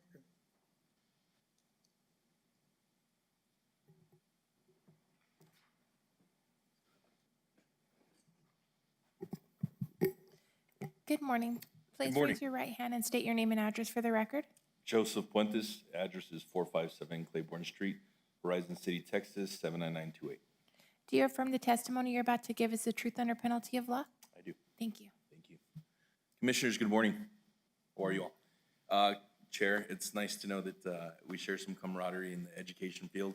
I was in education for 14 years before I switched careers to this pathway. I was unaware of Albert's complexity and, you know, the due diligence that he went through, so I'm going to cut my presentation very short, speed things up a bit here, because a lot of it will be just redundant information. So as Albert previously stated, the current county zoning regulations only permit state CCD manufacturing class 1 and class 2 activities on our current zoning. Our state license applicant for manufacturing is intended to be class 3-4, and it requires that zone change to said production level activities. The current county zoning regulations require a special use permit for any indoor cultivation that's more than 100 square feet. And we are seeking a special use permit to allow the use of hoop houses, non-permanent, dimension is 34 by 96, 3 total, to be erected and used, as well as the same dimension commercial greenhouse with light depth system to be erected. And it gives you, through the course of a 12 to 18 month period, that's what we would anticipate to have there. Our objectives here are to implement regenerative production techniques and practices that are aimed to conserve water, limit carbon footprint, and restore native soil ecology to the land, while producing high-quality consumer goods that are clean, healthy, and sustainable. This is all some repeat information, and as previously stated, this is the horse stall that would be converted into the manufacturing facility if we are granted these permissions. And just a consideration for T2 agricultural zoning to allow for that manufacturing class to change. The second item was the current county zoning regulations require the special use permit for any indoor cultivation that's more than 100 square feet with a permanent or semi-permanent structure. And in this, there's a consideration for a special use permit to be awarded to Diablo Buds, which is our cultivation branch, to begin indoor cultivation, which are the greenhouses, hoop houses, our metal building in the future. Again, if we propose to do that later on, with appropriate commercial water use for indoor cultivation, which we have already obtained, and we did obtain some more rights yesterday. This is an example of the hoop house construction, and nothing in there is permanent. There's no cement in that. It's just nails and wood and PVC and polyfilm. This is a New Mexico engineered, stamped, and certified greenhouse plan that we've already gotten approved and certified. It does meet our wind rating requirements here that are in place by the county. And we do have the commercial water rights as previously stated, with a new well drill application started with NMOSE as well. And that was just the sheet showing that deeded water. And that shows where the new well is proposed to be placed. We have with our neighbor, as you guys previously viewed with Albert's presentation, there is no fence line, and my company is helping to run his production on his farm. So it's literally like one giant, almost 10-acre expanse of land that we are operating on, you know, between the two companies, with clear delineations of separation and boundaries. And I just wanted to go over some items that would make us different. We are going for regenerative agriculture in comparison to many forms of agriculture that are used right now, like conventional chemical or conventional organic. We're aiming to have a low carbon footprint, and we are extremely water conscious. I'm aware of all the situations with water around here and the demand for it, especially with some of our neighboring crops, pecans, high usage on water and consumption on that. So we really want to aim to develop a cultivation plan that reduces our impact. We also have professional partnerships to monitor progress over time to seek the best solutions for safe, clean products and provide a green blueprint into the future. And some of those products help us to conserve water in the watering of these plants. And the last item is that there's a team of diverse professionals, minority owned and operated, with community give back at the forefront of our objectives. And this is just to show you on conventional chemical. I just want to point out that convention and conventional organic agricultural practices, it really requires more inputs, and the growing mediums have to be discarded and replaced often, which is wasteful. You know, that's not something that's part of the whole regenerative plan. On regenerative agriculture, it's going to utilize native minerals and soils and the local ecology to retain moisture and the nutrients. So that's part of the plan. We got to use the soil that we're given here, and not bring in other stuff eventually, you know. Once we're able to confirm the viability of our soil and the cleanliness of it, we will implement the plan to cultivate in-ground as well. And here on this, our primary objective is in regenerative agriculture, and it's to establish the diversity of symbiotic organisms found in nature's most healthy and productive soils. Conventional and chemical or conventional organic programs can limit these organisms from forming symbiosis with a plant cultivar for two reasons. And it's essentially like taking medicine when you're not really that sick. You got to give your body a chance to adapt, as you have to give a plant to adapt to it, a chance to adapt to its environment. And our low carbon footprint, low water, again, meter drip irrigation, even outdoor, low waste, no harsh chemicals or pesticides ever. And folks, I do have to kindly stress to this item of pesticides, we're in an area where there's still crops that are being dusted to this day. So that would be a strong consideration to promote our use of indoor spaces for cultivation. We also want to reduce, reuse, and recycle. We want to open native ground green hoop houses and greenhouses for water leaching to return back into the water table. And then we want to have a cross-crop techniques on cannabis cultivation, like cover cropping, to help ensure the ecology of our cultivation. Water metering, we do have large 25,000 gallon water tanks that are on site. We reinforced the foundation of it with 12 inches of material below it. And so that ground is reinforced with the capacity of those two tanks. And just to know that, you know, there's a lot of water usage by pecan trees in comparison to something like this particular crop. These professional partnerships to help us to regenerate the ecology of our native soil and also reduce our water consumption are with Soil Secrets and Biomimetic Soil Solutions, both of which are companies at the forefront of these techniques in the state of New Mexico. They operate out of Los Lunas.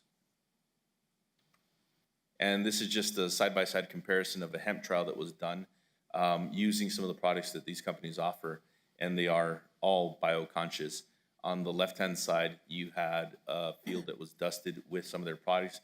You see the density. On the right, the control field was more prone to pathogens and pests. Plant vigor was dramatically less impressive than it was on the inoculated area. And this is a similar study that was done out in Baja, Mexico, in San Vicente, used on wine crop. The crops on the left rows were untreated and water was needed every 4 days. And they had a 57% less yield. On the right, the product TerraPro was top dressed at a rate of 1,000 pounds per mile of vine, and watering was reduced to every 21 days, and they experienced a 57% increase in yield. And just to kind of hammer this in, we are diverse minority professionals.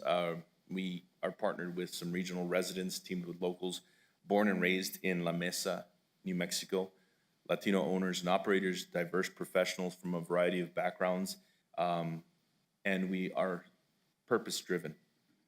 Thank you for your time, Commissioners. Thank you. Questions? I have one question. All right. I recently visited a winery in the area towards Chamberino area, and there's a similar operation going on right next to that winery. And one of the concerns of a lot of the residents that have any kind of a cannabis grower in the area is the odor of the plants. I know that being in agriculture, you know, onions and whatever else, they do admit some kind of an odor. But this one next to that winery in Chamberino was, I mean, the wind was blowing just right, and you could really smell it. Exactly. Is there any control on the odor or anything that you might be doing, or is there any concerns on that by the residents? Commissioner Herrera, we haven't experienced any concerns by residents thus far, because there are other businesses currently in operation. For instance, my neighboring property here, who currently operate as well. There hasn't been any concern expressed about any of that. And in speaking with some of the community members in the area, no one's really had any kind of say in any of that. As per step that can be made to assist in that concern would be the indoor cultivation. You do reduce smell a lot when you have a lot more indoors. But again, keep in mind that this is it really becomes aromatic and fragrant when it's in the flowering phase. And it depends on where the wind's blowing, like with anything, even with cow manure in the pasture, you know, just depends on where you are sitting downwind on that windy day or wherever. So other than that, that's been the only item, sir. You're welcome. Thank you. Thank you, sir. Eileen, do we have anybody on the list? Yes, sir. The first person is Lupe Munoz.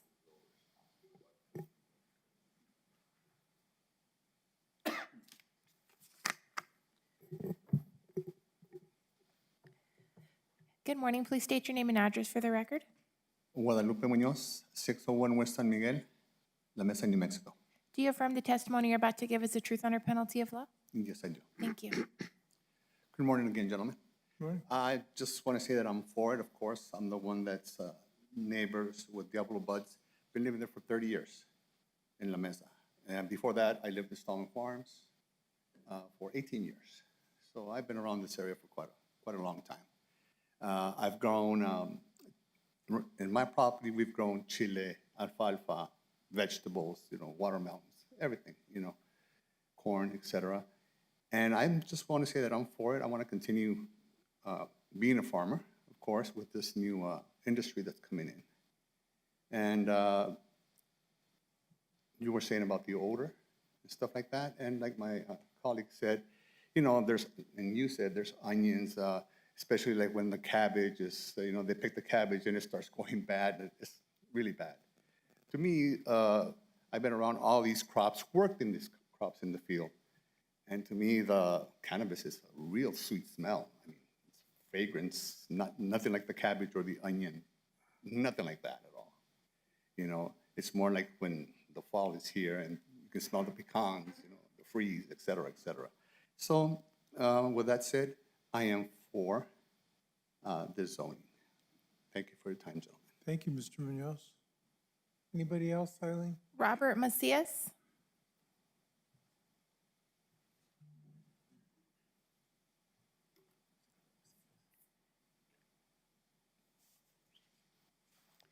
I'm a little shorter.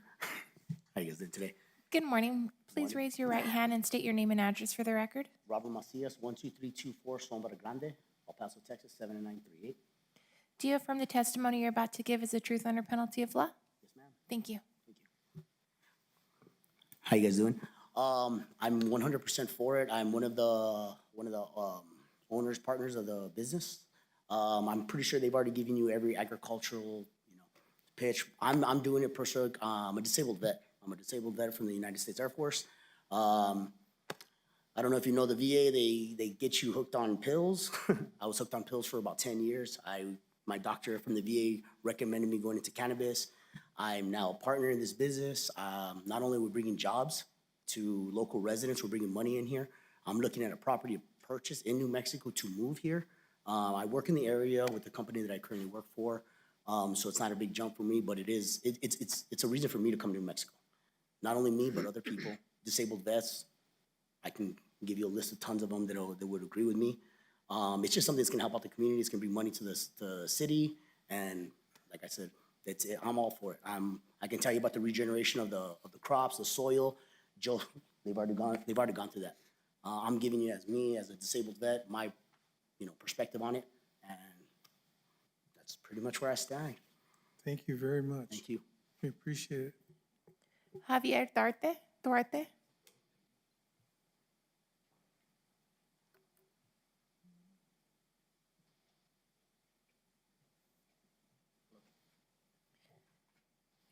Good morning. Please raise your right hand and state your name and address for the record. It's going to be Javier Duarte, 4703 Al Hernandez Street, El Paso, Texas, 79938. Do you affirm the testimony you're about to give is the truth under penalty of law? Yes, ma'am. Thank you. I just wanted to come up here that I am for the zoning change, and I do represent the group that we're with today, and we do look forward to moving in a positive direction. Thank you very much. Rosa Duarte?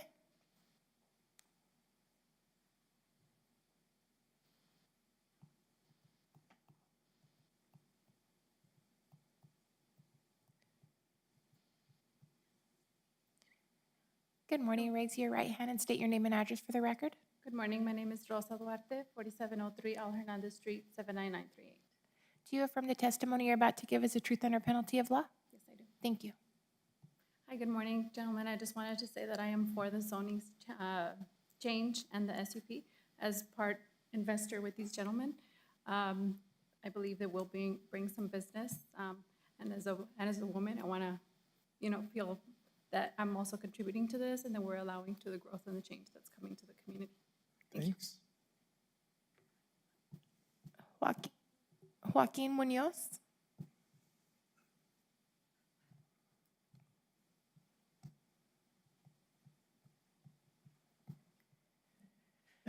Good morning. Please raise your right hand and state your name and address for the record. Joaquin Munoz, 601 West San Miguel Street, La Mesa, New Mexico. Do you affirm the testimony you're about to give is the truth under penalty of law? Yes, ma'am. Thank you. I'm for the zoning change. Being the neighbor of Diablo Buds and being part of the cultivation team, I think that it does have a lot of benefit to the community. I know for our business, LPV Farms, La Perla del Valle, we do see a lot of opportunity to give back to our community as well as build an actual infrastructure in our town. I've lived in La Mesa for over 30 years, and my whole life I've looked for opportunities everywhere else. I moved to Albuquerque when I was 19 in search of education for more ability to bring financial gains to my family. And now this opportunity is here for us to be able to cultivate on our land that we've owned for over 30 years. And I see nothing but benefits coming to the community from this. Being in the town where we only have one bar and one restaurant that has since been closed, there's a lot of chance for us to have a larger infrastructure and a lot of ability to give back to those around us. And just with that, I'd like to say that I'm for this zone change and any future ideas to the land. Thanks. And the last speaker is John Mimbela Jr.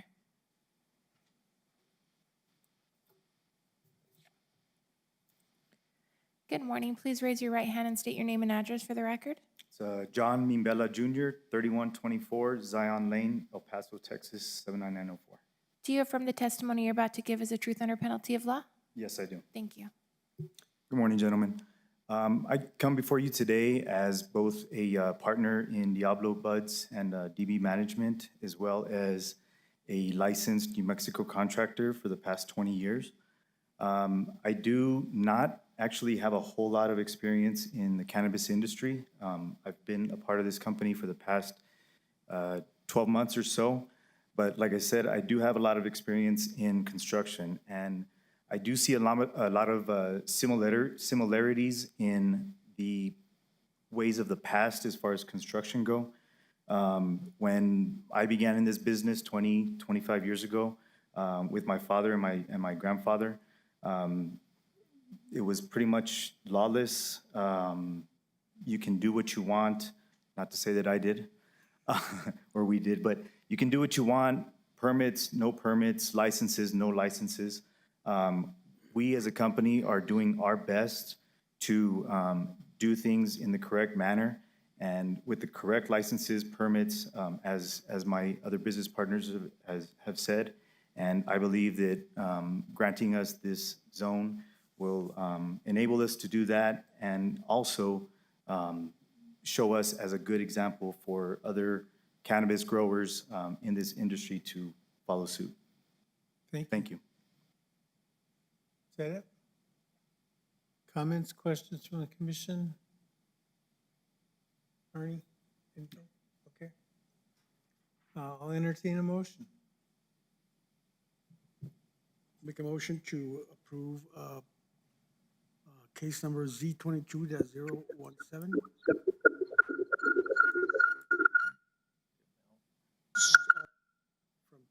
T3 to T2. Is that a second, Mel? Yes. Can you hear me?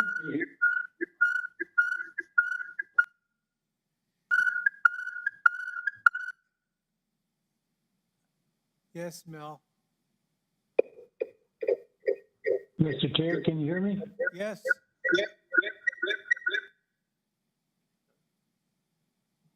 Mal, can you turn off like the audio on maybe your computer or your other phone that you're listening into? It's just giving us an echo. Mel, did you want to second it?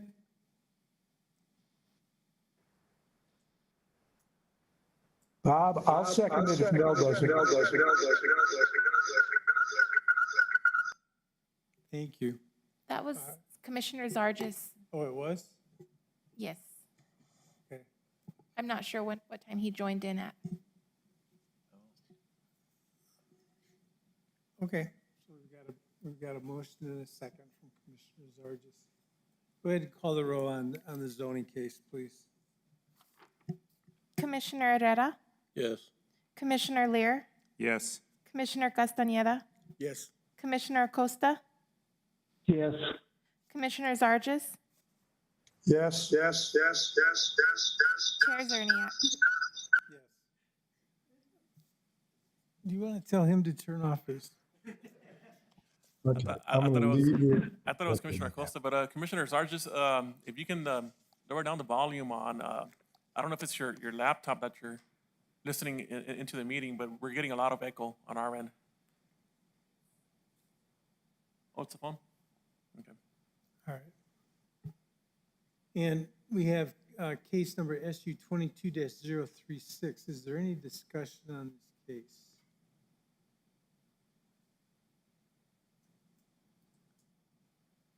All right, let me entertain a motion on SU 22-036. I'll make the motion. I'll move that we approve case SU 22-036, special use permit for the operation of a cannabis industry operation. Second. And Chair, just a reminder, there were some conditions. Yes. And with conditions. With conditions as stated in the case file. Second with conditions.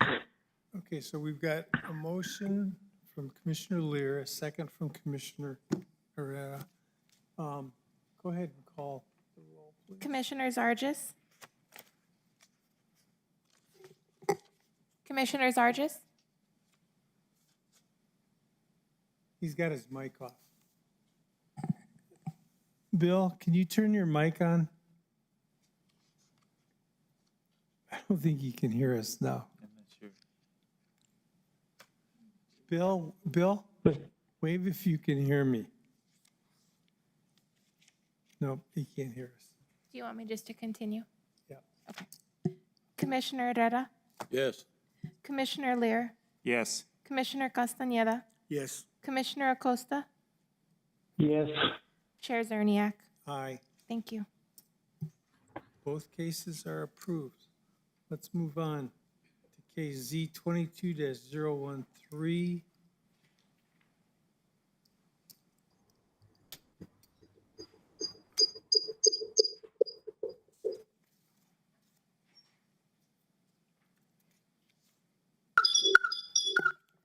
Good morning, Charlene. Can you please state morning. your name and address for the record? Charlene Santisteban, 845 North Motel Boulevard, Las Cruces, New Mexico, 88007. And do you affirm the testimony you're about to give is the truth under penalty of law? Yes. Thank you.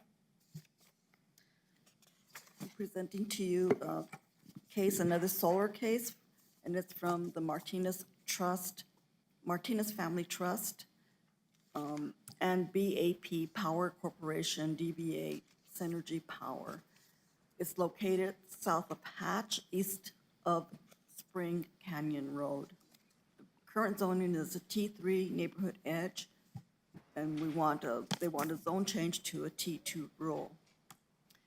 The zone change is for a 53.81 acre parcel from a T3 to a T2 for a community solar generating facility on a 50 acre tract to be known as the Martinez Solar project capable of powering approximately 750 homes. This is location. That's an aerial photo of the property. This is the site plan. It's a little bit hard to read. Zoning map, surrounded by T2 zones. That's a T3 neighborhood edge. It's right in the middle of it. The project proposal is comprised of some single axis tracking systems for the solar panels. And it will connect to the El Paso Electric along Spring Canyon Road to interconnect with an existing 24.9 power line that ties to the Hatch subdivision.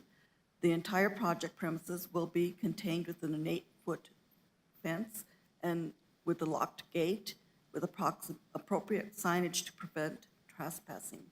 The property is located approximately a quarter mile from the southern boundary of the village of Hatch. And it's bounded by the undulating H mountain range to the north, south, and west of the property. The east is bound by the Mesilla Lateral and tilled agricultural land. The remoteness and surrounding topography act as a buffer from public view and access. Per New Mexico Regulation Commission, it allows renewable energy by the Community Solar Act, or SB 84, signed by the governor April 2021. Here's an aerial of the land area. This is the entrance. This is Spring Canyon Road where it dead ends. And you can see you're going up into the H Mountain. That's the property to access, the access to access. It turns into a dirt road that's pretty rough. And that's going west, sort of like a southwest. And this is west of the property. This is north, south, and this is east. You can see the village of Hatch, starting some homes there. And the agricultural, it's a cotton field right now. And this is how you access it from Hatch into the property. It's Highway 185 and the main road that comes off of the interstate. That's where you just go straight through and go to that property. This is the zone change evaluation requirements. There were 37 letters of notification were mailed to the property owners within the area of notice on October 4th. Legal ads were placed in Las Cruces Sun News October 2nd. Signs were posted on the property in a timely manner. An agenda was posted on the DAC website. And that's the notice, and you see the exit sign for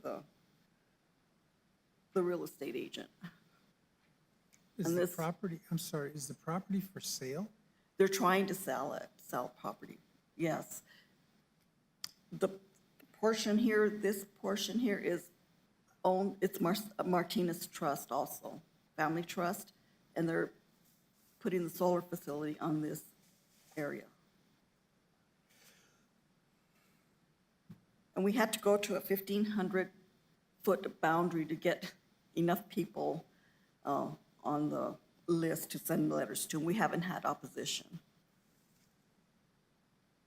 There's no potential homes being proposed.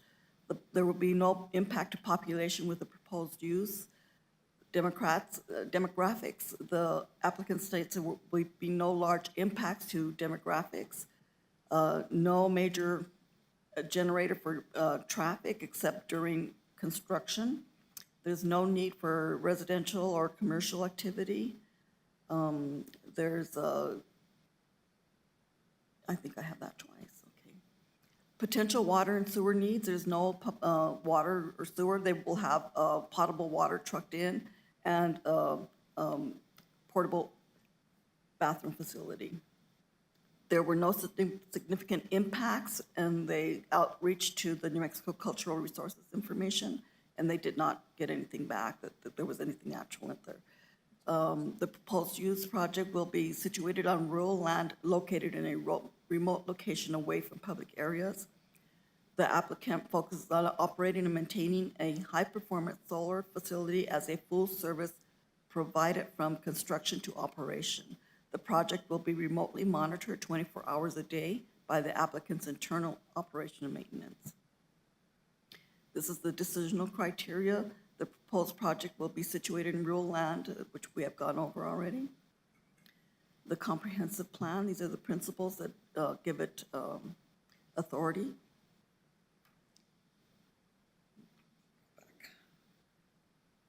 In the Miller decision, this would not be spot zoning, it would be contiguous to a T2 zone, so it would be in harmony with the zoning proposed there. Currently, the only use zone, it would be a T2 or an I1, and an I1 in there would be, we don't feel that it would be a proper zoning. There's no capital expenditure, there's a lease for the property. It's not, they're not proposing any kind of commercial, so there's no effect on the transportation system. It isn't, there's no strip zoning, and it's not spot zoning. The property is outside of any incorporated and municipal zoning authority, and it is within the Doña Ana County and Planning Zoning Commission's jurisdiction to review the case. The request of the applicant is consistent with requirements of UDC. The zone change request is a T2, and it does satisfy the decision criteria for a zone change. The zone change to a T2 would not be considered spot zoning. And these are the principles that we made our findings on.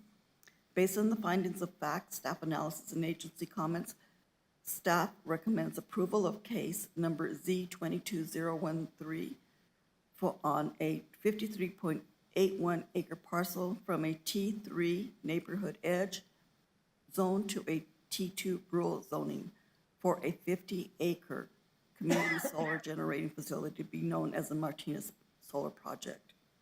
So we're going on to the special use permit. There's no potential impact of traffic to the potential use, no residential or commercial use, no water or sewer. The existing, there was no existing infrastructure on the property, and the property will not require any new infrastructure. It's not no environmental and sensitive areas in the vicinity. There will be no significant impacts to the surrounding properties since it's a passive use of the property. The applicant focuses on operating and maintaining a high-performing solar facility as a full service provided from construction to operation. The property is outside of any incorporated municipal zoning authority. The request of this application is consistent with the requirements of the Unified Development Code. The criteria is appropriate and reasonably necessary to protect the public interest. The special use permit is in harmony with surrounding areas. The size of the development is appropriate for the area, and there will be benefit to the community by increasing the availability of community affordability for solar utility, and will capitalize upon the region's solar energy sources. These are agency comments. I was out there in the field, and they were talking about there was a dam structure there. So I took some pictures of that. And there's the old dam. It's abandoned there. And then this is like a little culvert with a crossover, like a bridge that's there. Along the Spring Street Road, there's a gully that comes up from the mountains. And this is a wash that comes all the way down, and it just goes along the mountain range. And this part right here is where the solar facility will not be on this part of the property. It'll be further west, south and west. The staff recommendations, applicant shall obtain an approval of a zone change. Z-22-013, in order for the SUP to be approved, a solid wall or fence 8 feet high shall be constructed around the perimeter of the facility. A remediation and decommissioning plan shall be submitted at the time of the building permit submittal, along with the fire, the comments from fire, and also with the flood commission comments. And I guess that's it. That ends my presentation. Questions?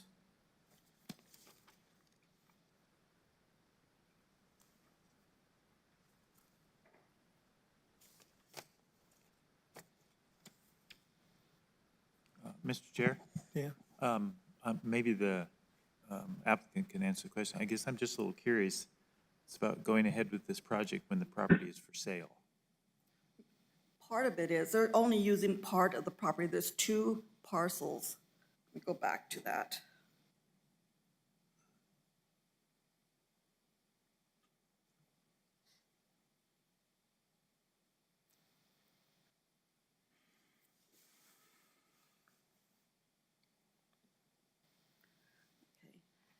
This parcel is where they want to put the solar farm. This part here, this parcel here, is owned by them also, by Martinez Family Trust. And this is the parcel has the real estate agents. I don't know what they're planning to do with this portion of the property. Okay, so the property that's for sale is next to where they're going to be putting the solar Yes, community? Okay, yes. thank you. I've never seen so many comments from the flood commission. Because there's a historic dam there, and there's supposed to be a subdivision or something, but there's no subdivision out there for the flooding and containment. But when I was out there, it's not really anything, it's pretty much destroyed. So where, in looking at the site plan and the parcel map, I can't tell where the solar panels are supposed to go. They'll be along the mountain range. The mountain range is right here. They'll be down. I had that question too, because all of this is desert scrub. It's trees and stuff like this. This is pretty flat. It looks like it has been graded a long time ago. And but this right here is my question. There's a fence that follows here, and I don't know if that is part of this property. It goes to that property or not. So where would the panels go? On this side. I don't know, maybe the applicant can address that. Yes, come on up. Okay, that's fine. Thank you, Charlene.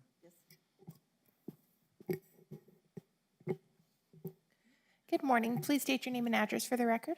William Heck, 507 Eagle Vista Drive, Henderson, Nevada. Do you affirm the testimony you're about to give is the truth under penalty of law? I do. Thank you. Mr. Chairman, Commissioners, staff, I'm sorry, Charlene, am I in the way? Thank you for an opportunity to discuss the project with you, but we can jump right into the land use here. This project is situated on the east side of that hill and on the west side of the field.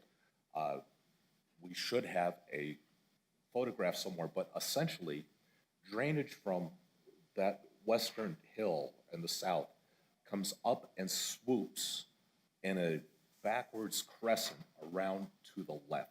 So you're between the toe of the slope on the hill, the cotton field on the right. Now, it's uncommon to build a facility in this nature because we like square things. They're less expensive to build. It's easy to get in and maintain. This is kind of the ideal land use for a solar project that makes the most beneficial use of land that is not otherwise useful for something else. Right, this was a T3, I believe, which would be larger residential homes in a place that currently has some erosion issues. There is a non-professionally engineered dam on the property. There is stormwater that comes off of the hill to the right. But we've been working with our partner, Souter Miller and Associates, as well as Mr. Garza, and I view this as an opportunity to correct those erosion problems. So we will have, if we could go to the third slide there, please. I don't know who's driving. Or the fourth one. The next one down, please. Other way. That one there. There we go. Right? So there, we have the hill on the west. We're using the flat portion that's at the toe of the slope and installing the appropriate detention basins and flow control mechanisms to manage what is now an issue with erosion control in concert with the flood district to provide a plan that's going to help mitigate this ongoing concern. That's kind of why it is shaped differently than we would typically see. Did that answer your question, Mr. Chairman? Well, my question is that you're building in the flood path. It is not a flood path, but there is a small section of the very northeast corner that's mapped as flood path. Flood control's concern seems to be sedimentation and the carrying of sediments. It is not standing water. It is storm water that is poorly managed, if I could say it that way. That little dam that was constructed by whomever did it, whenever did it, had not been professionally engineered, right? We will likely keep that in place, but bolster it with the recommendations of flood, as well as with our local engineering group, to slow that water down so that sedimentation is no longer an issue. We've looked at it from a foundation perspective as well, because one of those concerns would be, how do you build a foundation for this? And we typically use driven piers. We're not seeing any reason to do anything other than a driven pier on this project site, because it is not standing water or depth of water, it is flow of water that we're mitigating here. Well, let me just quote from this is from the Flood Commission, item 6. The Flood Commission does not recommend any development of this property without a detailed engineering analysis be completed by a registered professional engineer in New Mexico. Yes, and we spoke with Mr. Garza last Friday, I hope I pronounced that correctly, with our engineer, Souder Miller and Associates, about how we would effectuate that. And I specifically asked him, does he oppose this project? And I don't want to speak for him, because if he did, we wouldn't be here today, right? I specifically asked him if he would oppose. He says, no, I don't oppose it. I just want to make sure that we address these concerns. And I would ask on behalf of the applicant that we make that a condition of the use permit, that prior to any construction, that flood will sign off on this with an appropriately engineered erosion and stormwater mitigation plan. I have a question. Okay, Aaron. Are you done, Chair? Yes. You say there's no ponding issue in that area. Where does the water run to? Is there an arroyo or? I believe it runs to the north and to the east, and if you go to the very northeast side and off into the cotton field to the east, there is a mapped area in the very, very, very northeast corner, kind of where that triangle is shown in the northeast, that shows that as a potential area for ponding water. Now, I'm not going to say that it's not going to pond anywhere. When I say it's not going to pond, it's not. I'm sure you could get your boots wet out there, but it's not over the ankles. Yeah, my question was that if the water's going to be ponding where the solar farm's going to be at, will it affect the foundations of the structures or anything like that? So two answers in there. One is we will do the civil work necessary to appropriately manage that water and control the flow of it, return it to sheet flow for the direction of flood, wherever they want to. I would expect it's going to go into a detention basin and then go somewhere else. The second answer to that is, even if it were, no, I built these projects in water that gets 10 feet deep, right? So we can build a foundation that is not affected by standing water or depth of water, right? What happens is your pile gets quite a bit deeper. and you may collar it with cement, right? So that you don't have erosion around itself. But it certainly buildable.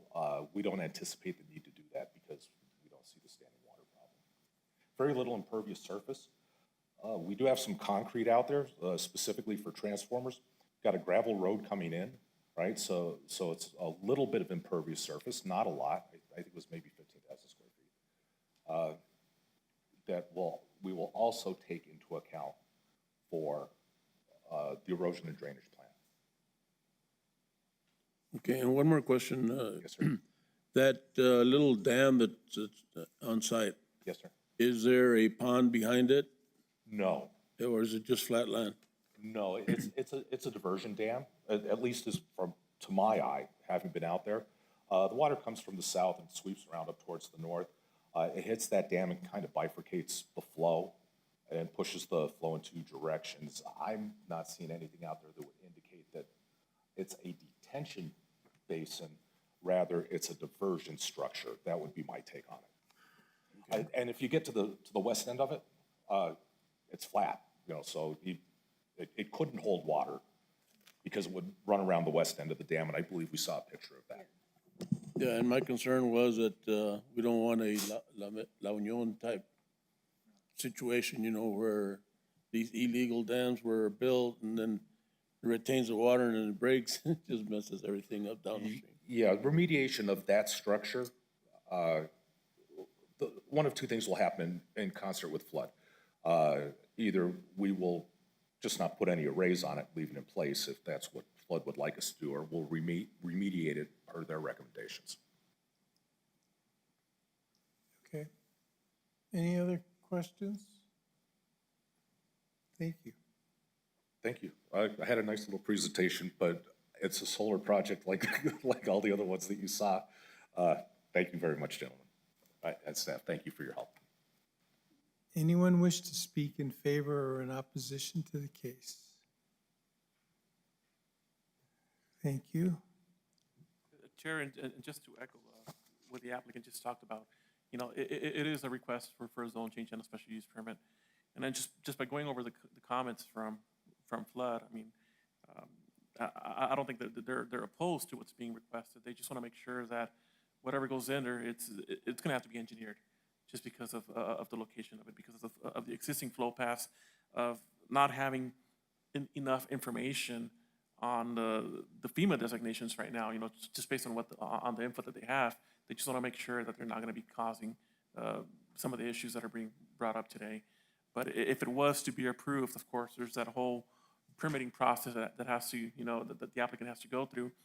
Not only a review from planning, but also from engineering, flood, and the fire marshal as well. Okay.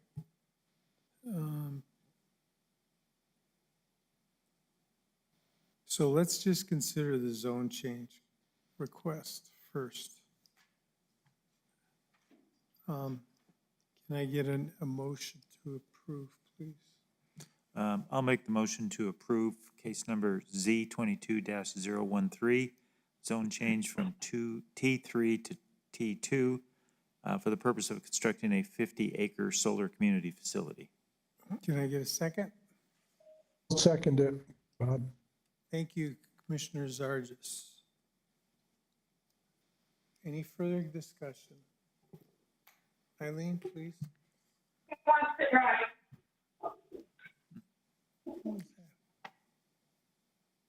Commissioner Zargis, Aye.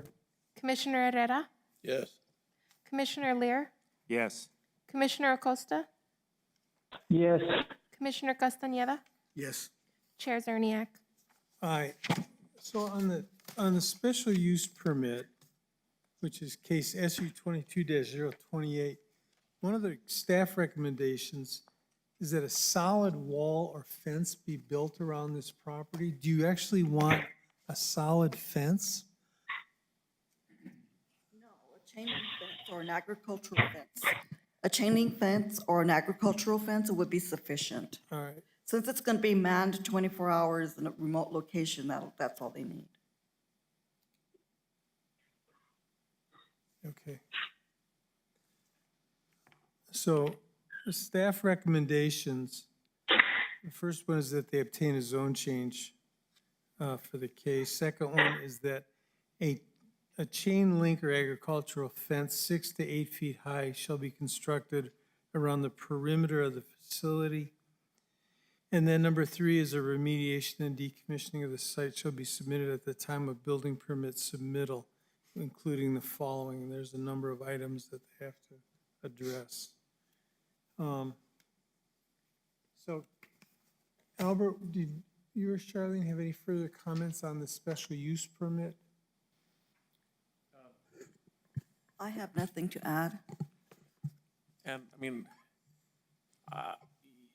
the commission's free to include additional comments, but like I said it before, I mean, if approved, it is gonna have to go through the building permitting process and follow all the you know, required construction codes. But So typically, would a detailed engineering analysis be required of this property, or should that be a condition? I mean, it is a requirement It is a- already. If it's gonna be approved, if you're gonna be submitting a building permit, all that has to be engineered anyways, because it is a commercial project. Okay, so we don't have to put that in our, okay, all right. Okay. I'll entertain a motion then. Make a motion, we approve, case number SU 22-028, special use permit to construct a 50-acre solar community facility with conditions. With conditions. Second, please. I'll second that. If there's no further discussion, Eileen, please call the roll. Commissioner Herrera, Yes. Commissioner Zargis, Yes. Commissioner Lear, Yes. Commissioner Castañeda, Yes. Commissioner Acosta, Yes. Chair Zerniak. Yes. Motion passes. So that's both the zoning and the special use approval. So we have one last case, I believe, and this is a variance case, V22-006.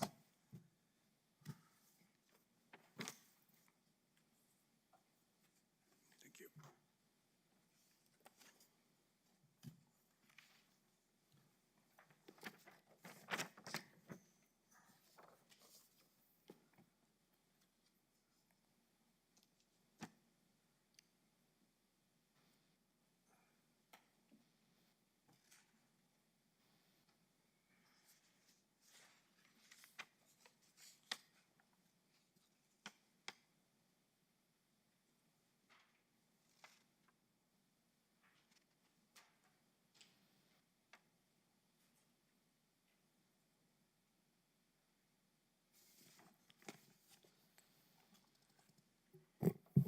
Good afternoon. Good Commissioner. afternoon.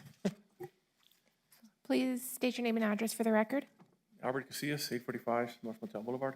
Do you affirm the testimony you're about to give is the truth under penalty of law? I do. Thank you. And then just for the record, what I handed out right now were some correspondence for this case. An email from Connie Merrill, from Dave Foster and Jerry Trimble, and also Oscar Andrade as well. And just before the meeting, I got a couple questions from Mr. Tim Archuleta, who's also here present as well. So these are just comments and questions for this next case of V22-006. So for our last case today, we do have a variance request from Mr. Bob Hofall. This property is located up in Picacho Hills, 9500 Picacho Park Drive. Existing zoning, it's both D2L and D3, medium density residential, limited to site-built homes, or high-density residential, which is multifamily.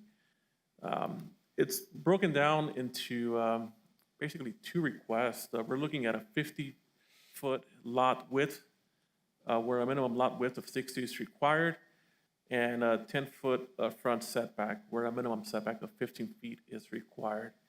In a D2L zoned for a future development to be known as Desert Oaks subdivision. The applicant had originally requested as well a variance to the rear setbacks, but what he was proposing was already, it's already allowed. Basically, in D2L, you can already have a 5-foot rear setback in D2L, so that's already covered. That's why today we're just going to be looking at the lot width and the front setback. Here's the location map, so it's basically towards the end of the Picacho Hills area.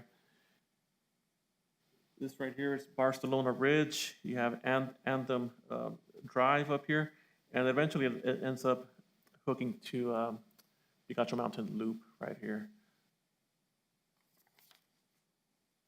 That's an aerial of the property, so just as a point of reference, that's Picacho Mountain right here. Everything else here is Picacho Hills. This is the existing, the Willows subdivision, right immediately, southwest of the parcel. The area in question today, it's not going to be everything that's highlighted in blue right here. It's just going to be specifically for phase 4 of the master plan, and I'll show you additional pictures right now. But just so you know, it's going to be for approximately, this area right here, which is going to be the future site of Desert Oaks subdivision. So it's only going to be limited to this portion.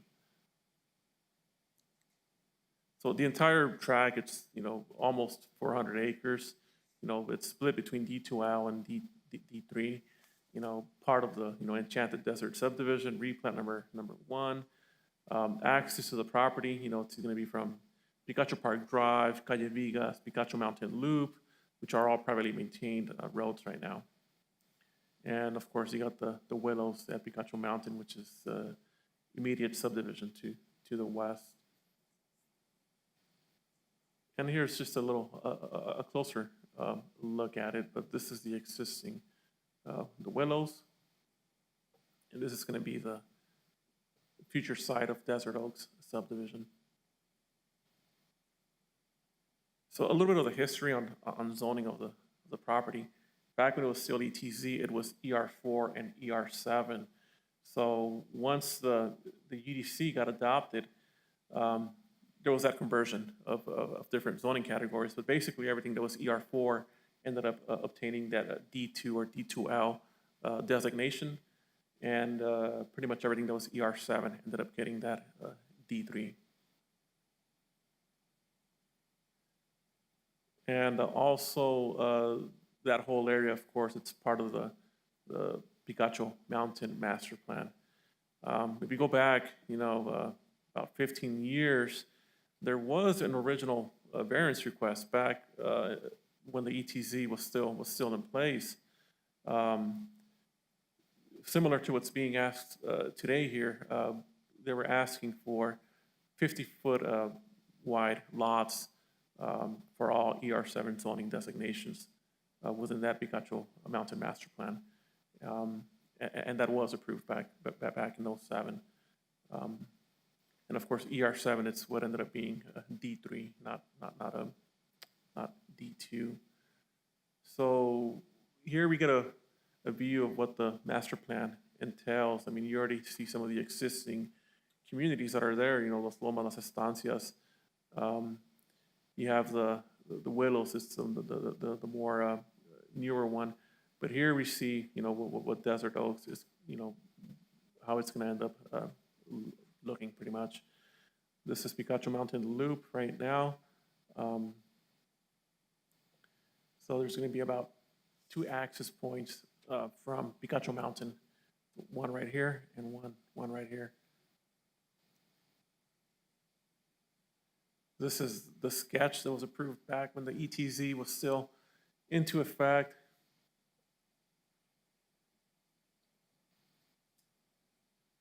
And this is just a view of the zoning map. So everything here that's in yellow, it's D2L.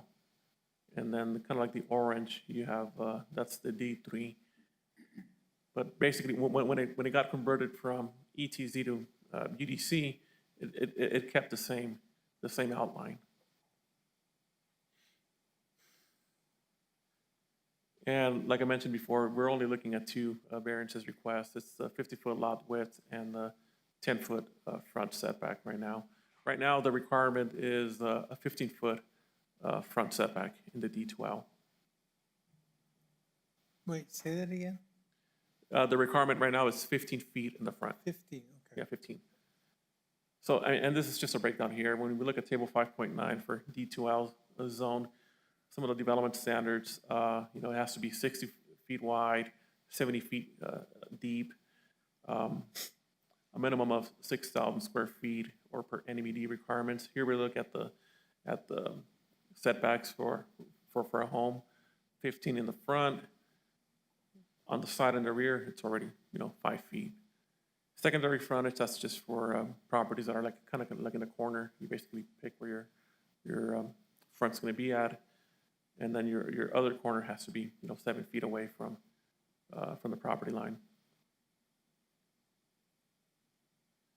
On the packet, you basically have the submittal from the applicant. So this is what's basically required right now. These are the minimum distances: 60 feet in the front, 70 on the side. What the applicant's proposing, he's stating that he's going to go 50 on the front, but he's going to be making them a little bit longer at 125 feet. So even by reducing the width, he's still in compliance with the minimum square footage that's required. He's going a little bit above that with the 250 extra square feet. So he's meeting the minimum lot size requirements. And this is a conceptual drawing of what the Desert Oaks subdivision is going to look like. So over here we have the existing Willows subdivision. This is kind of like where that D3 zoning is, and everything else is pretty much D2. So even though he's requesting the variance, it's not going to be for all the lots that are out there. There are going to be some lots that are going to be fairly large, so it's only going to be a certain percentage of those. All the notification requirements were met. 80 letters were sent out. Everything was posted on the Sun News. Signs were posted on the property. There were some emails that were received, and those are the ones that I kind of hand out. Letters in support, and then letters of just questions of what was being proposed and what was being asked for.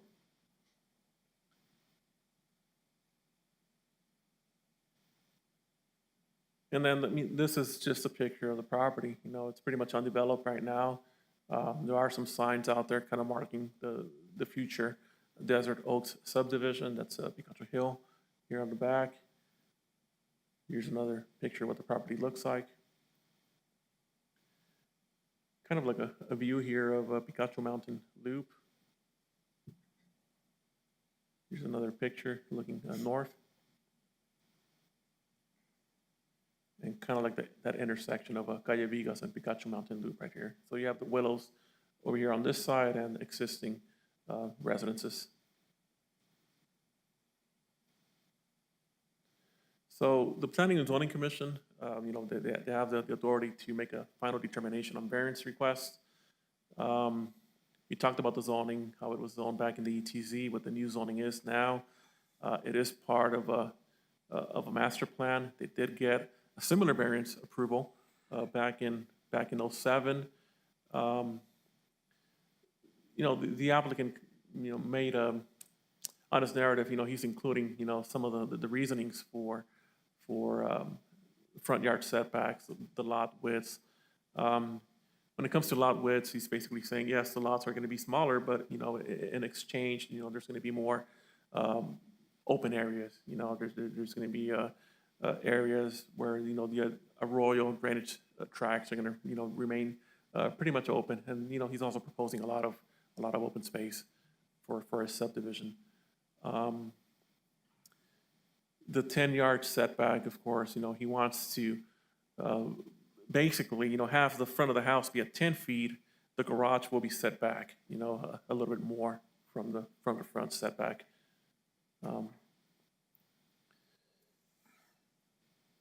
So, like I said before, on your, and on your packet, you have, all those letters and approvals from the ETZ back in 2007.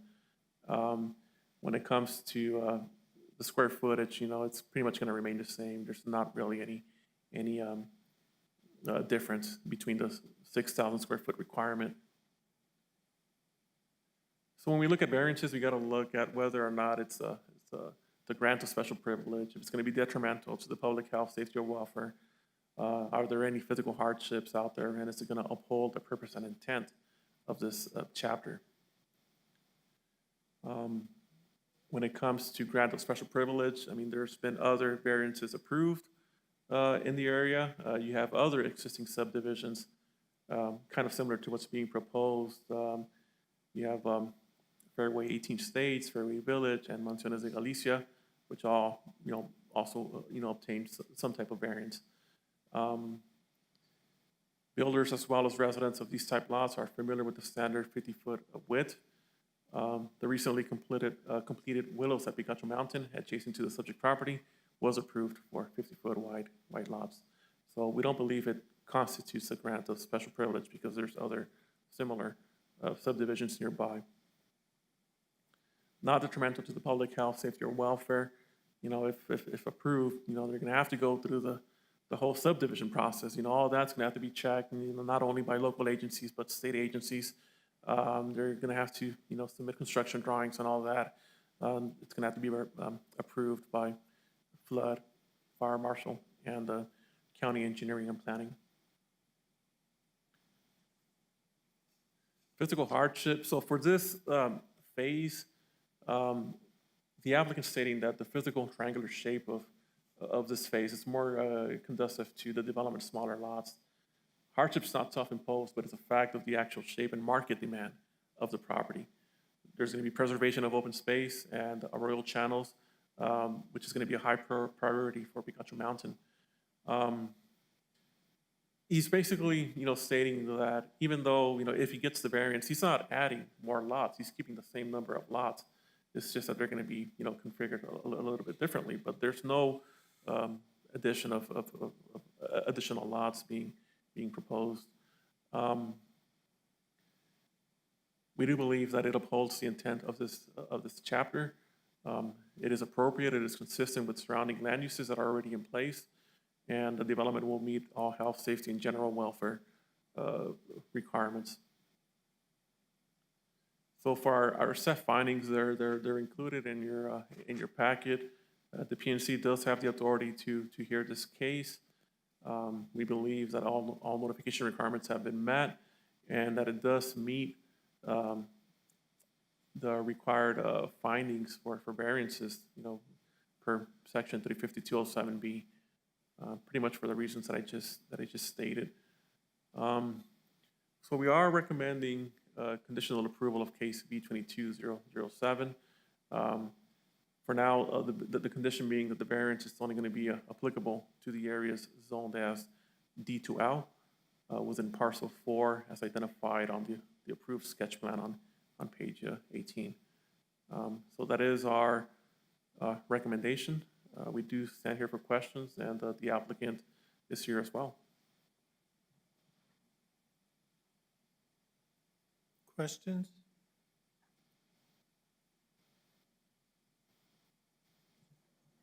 I have a question. It may be more appropriate to ask for this question of the applicant.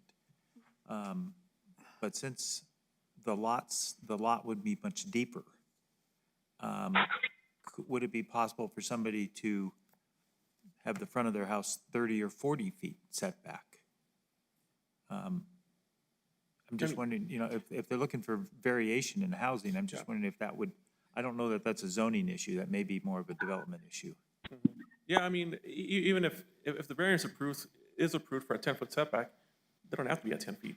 That's just the minimum that's required. But I'll let the applicant, clarify that. Let's hear from the applicant.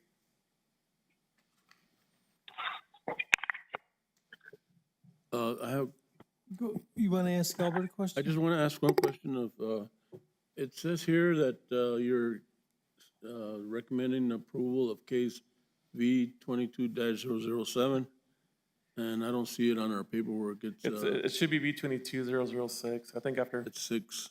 yeah, after, Yeah. you know, typing everything up, 10 reports, I kind of, this was probably like the last one that I did, but, That's Thank a you. typo. yeah, typo. Okay. V22-006. Thank you. Yes, sir. Good afternoon. State your name and address for the record. Robert Pofall. I live at 8141 Willow Bloom Circle in Las Cruces, New Mexico. Do you affirm the testimony you're about to give is the truth under penalty of law? Yes, I do. Thank you.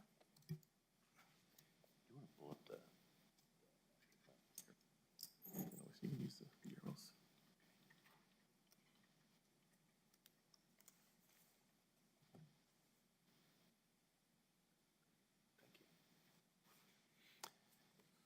Good morning, Chairman and Commissioners. Thank you for this opportunity to be here this morning. Picacho Mountain, in the master plan you see before you, the yellow lots are all over estate lots. Those are 1 to 2 acre lots. And what we tried to do with this subdivision, the original vision is to try and bring what they do in Scottsdale to Las Cruces and have as many lots that we had that were undisturbed. So that's our bigger lots, the yellow areas. The other areas we have are still very upscale homes, but they're on smaller lots. And these would have been an important part of our marketing here, is to bring people from across the country. I'd say 99% of our buyers come from the 2 coasts, the East and West Coast. And they're looking to downsize from their big homes and get out of urban areas. So we wanted both. We didn't want to not have that product here. Our competition for that product, Del Webb and Shea Homes and those kinds of people, they're usually building on a 50-foot lot. We weren't particularly trying to take this parcel and get more homes on it.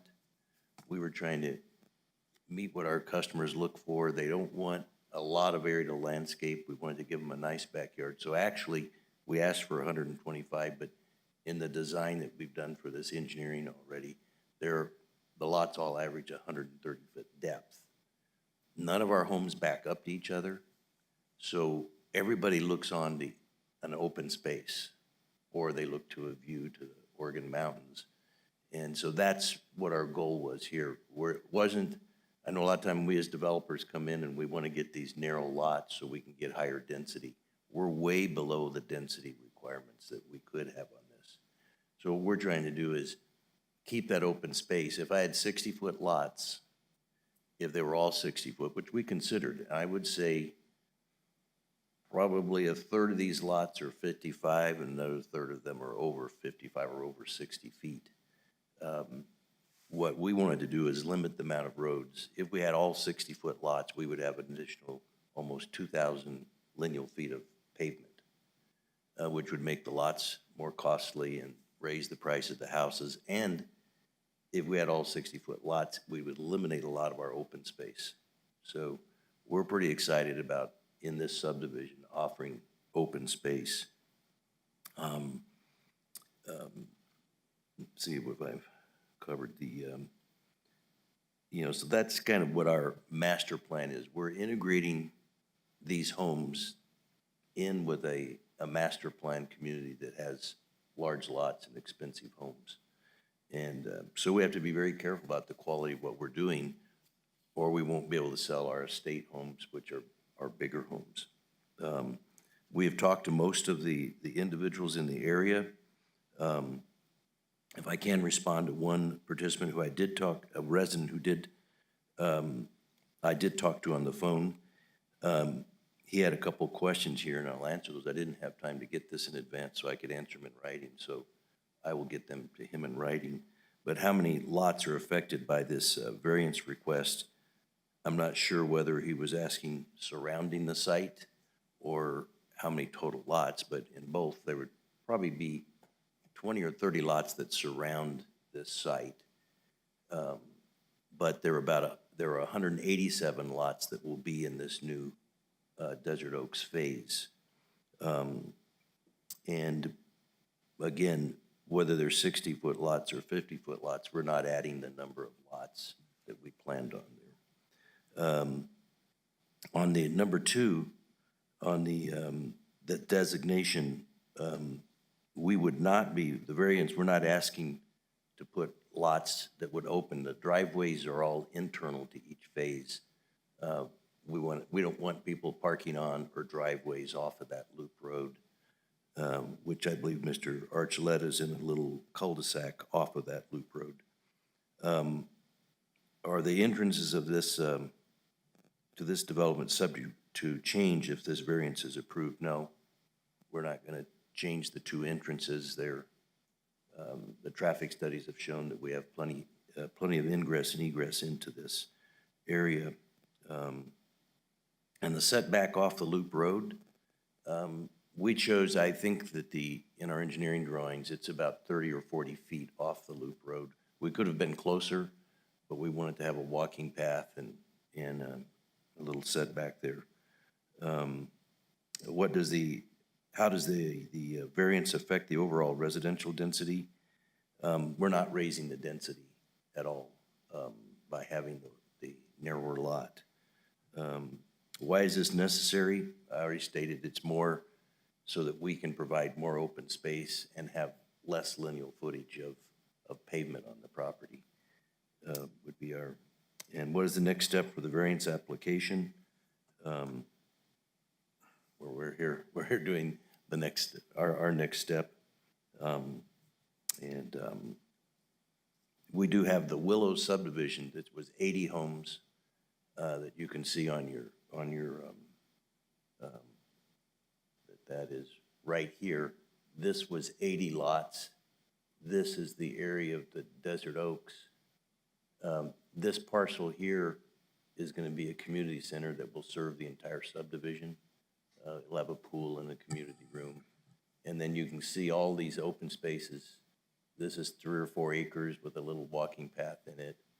Another 3 or 4 acres. Out of the 75 acres, there's about 20 acres of public space. I think it's 18.75 acres plus the area for the community center here.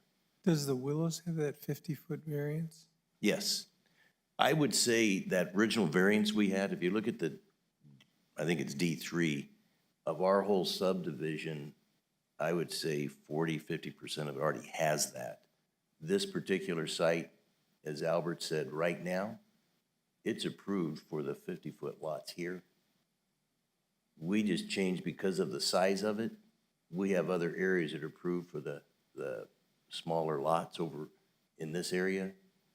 This was just not really effective area to put 1 and 2 acre estate lots homes on. We thought it made more practical sense for the whole plan. And again, we're bringing very upscale retirees. I shouldn't say they're all retirees. They're a lot of young because the age has dropped. Now people are working from home more, so we have a lot of 45-year-olds who are planning to retire in Las Cruces. Questions for Mr. Profal? I'm assuming that all of these are single-family homes. There's no duplexes or multifamily. That's correct. These are all detached homes. Okay. We've actually found people moving here.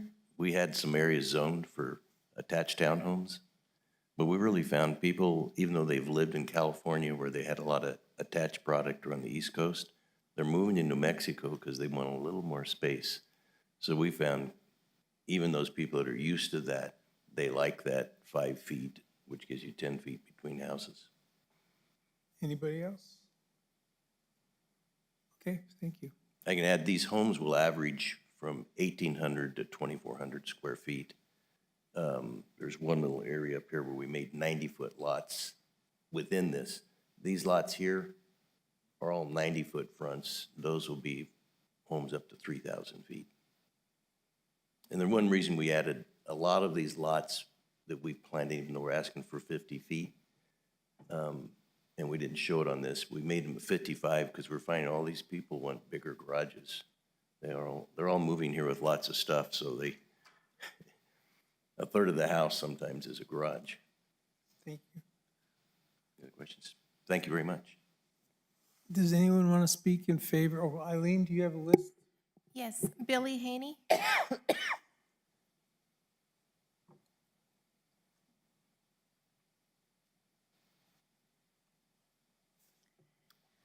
Billy Haney, 1700 West Taylor Road, Las Cruces, New Mexico. Do you affirm the testimony you're about to give is the truth under penalty of law? Yes, ma'am, I do. Thank you.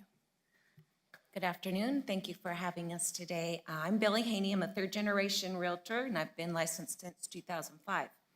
I currently work in Picacho Mountain.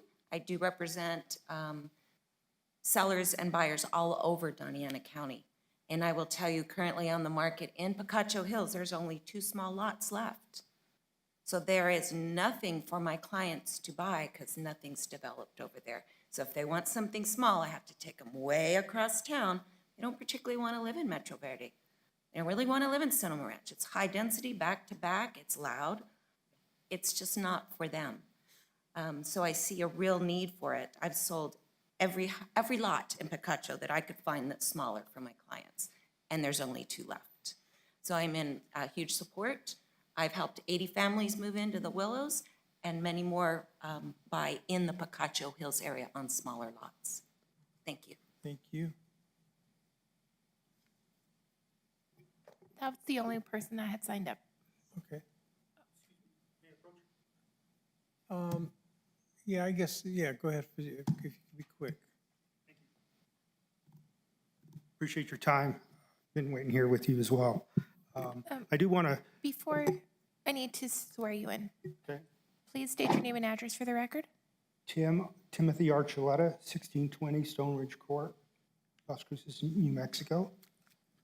Do you affirm the testimony you're about to give is the truth under penalty of law? Yes. Thank you.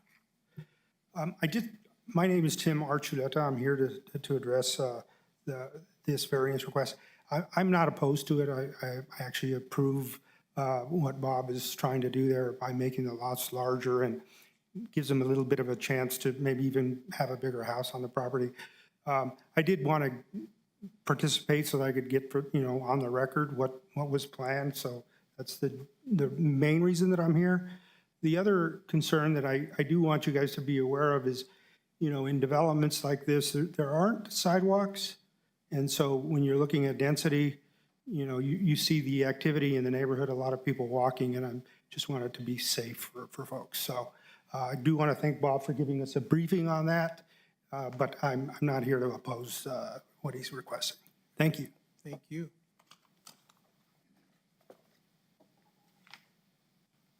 Anything else from the commission? Mel, Bill, do you have any questions or comments? I'm good. Mr. Chair? Yes. Yes, I'm listening to everything. No questions. Okay.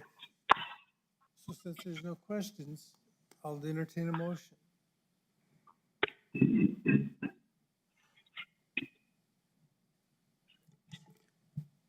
I'll make the motion. I'd like to move that we approve case number V22-006, which is a variance to lot width from 60 feet to 50 feet and depth from 60 to 125 as requested by the applicant and under the conditions mentioned in the applicant. The application, okay. Second? Chair, there's also the 10-foot front setback. Oh, thank you, yeah. Yeah, the setback was from normally 15, the request is to go to 10. Okay, okay. Second, please. I'll second it, Thank you. Mr. Chair. That was Commissioner Zargis. Eileen, would you call the roll, please? Commissioner Zargis, Aye. Commissioner Herrera, Yes. Commissioner Lear, Yes. Commissioner Castañeda, No. Commissioner Acosta, Yes. Chair Zerniak. Yeah, I just wanted to make a comment. My understanding was that they had the variance before, right under the ETZ. Chair, yes, but it was on basically the properties that are zoned for D3 right now. Okay. Not D2L. Right, okay. Thank you. So it's approved. So we have administrative approvals.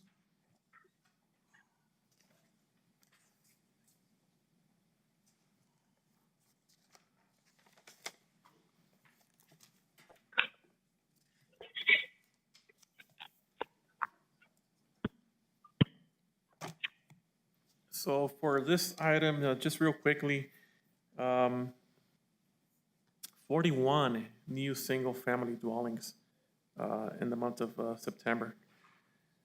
There were 24 residential additions, 11 commercial additions. We had about 11 agricultural, metal buildings, barns, accessory structures. 7 swimming pools, so people are getting ready for next year's summer. 17 re-roofs, 44 rock walls, and 14 mobile homes as well. So for total number of permits, 514, and permitting fees being $83,357. And that's all I have for today. Any other staff input? Amendments are still ongoing. It's going to be a little while. But, I'm probably thinking that now, before bringing them here, we'll probably wait for after the elections, maybe get some of the new commissioners already involved so they can have a say on what's coming forward. Some of the amendments are probably going to include cannabis, solar facilities, and there's some cleanup language that we also have in there, so. I'm just going to, for commission input, I'm going to mention something. Janine was awarded a Planner of the Year award by the Western Planners Association at their last conference, and she'll receive that probably in November. There's a plaque and some other, and that's for, I don't know what, 800 years of service to the county, whatever it is. I don't know how long. She's been here over 25 years, I'm sure. But it's a well-deserved award. Any other commission input? Mr. Chair? Yes? Well, Janine, with all due respect, she has been very instrumental in county planning and zoning way back during Judy Price's tenure. I was glad to serve that far back at the old county courthouse. Both in the ETZ and the county PNC, and we really need to step it up and do something for her, like maybe take her to Palacios or something, Thank you, Bill. And the other one also, Mr. Chair, I think we need to look at O'Hara Road, okay? Those cases that came up today and Mr. Nevares and others that were there, we're very concerned about ingress and egress to O'Hara Road. And I believe, I would strongly urge the commissioners to look at, to take a trip there to see the congestion and the probability of O'Hara being a belting road to the West Mesa and to alleviate big truck traffic, to go back to, Loop 375. We need to look at that a little bit more closer. Maybe we have a work session or something regarding that issue. Is that inside? That's not inside the MPO, is it? No, I think that's more further south, right? That might be part of El Paso, MPO. It's El Paso. Yeah. It's El Paso MPO? Okay. I haven't heard anything about construction plans or putting that on the Unified Work Program yet. No, but I mean, construction is ongoing right now. They're replacing those. Oh, for the bridge. Yeah, for the bridge. So it's a little hectic right now. So, just going back a little bit to that initial case, I think that requiring him for him to do a TIA right now at this moment, I don't know how much that's going to work out for him, because we don't even know how traffic's going to be later on once those improvements are made. Okay. Mr. Chair? Yes, Mel? I think we need to ask the state engineer to come and just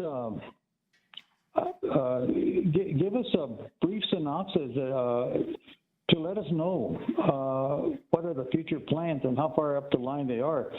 And the reason for that is because the city of Anthony, right, and Commissioner you know, he used to be a former fire chief over there.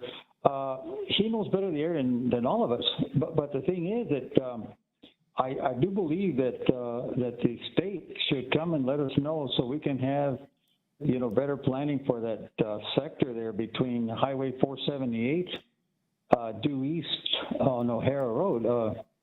And that issue on 478 is going to be really crucial because there's a railroad crossing on a north and south axis accessing O'Hara Road. And I think that Commissioner Herrera can give us a little bit more information regarding that issue. Mr. Chair. I know that NMDOT has been having meetings in Chaparral, and they did have meetings in Anthony several years ago as to the plans for O'Hara Road. And as far as I can recollect, it's going to be a 4-lane road with a line of sight reduction on the hills going to Chaparral. And they're also going to be having passing, I think, the 3 to 4 passing lanes, and, you know, so that people can pass the slower trucks going through that.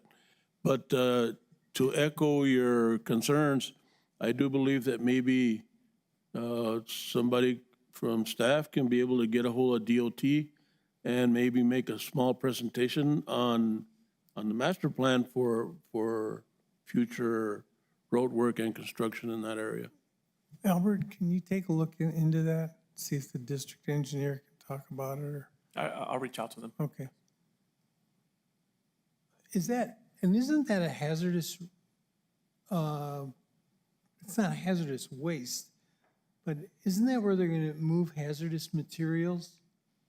It's not, there's no signage on there for hazardous waste. Most of it is on I-10.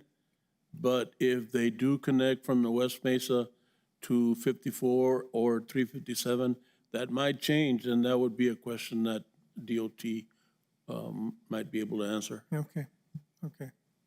And Mr. Chair, we have several problems. We have the railroad, then we have the river, right, and a lot of ag land through there. I mean, they're going to have to really cough it up and say, listen, we really need to know so we can have plans for the P&Z so we can accommodate the wishes of the people. Okay, thank you, Mel. Thank you, Mr. Chair. And by the way, thank you very much for chairing. Thank you. Yep. Can we stand adjourned? Okay, thank you.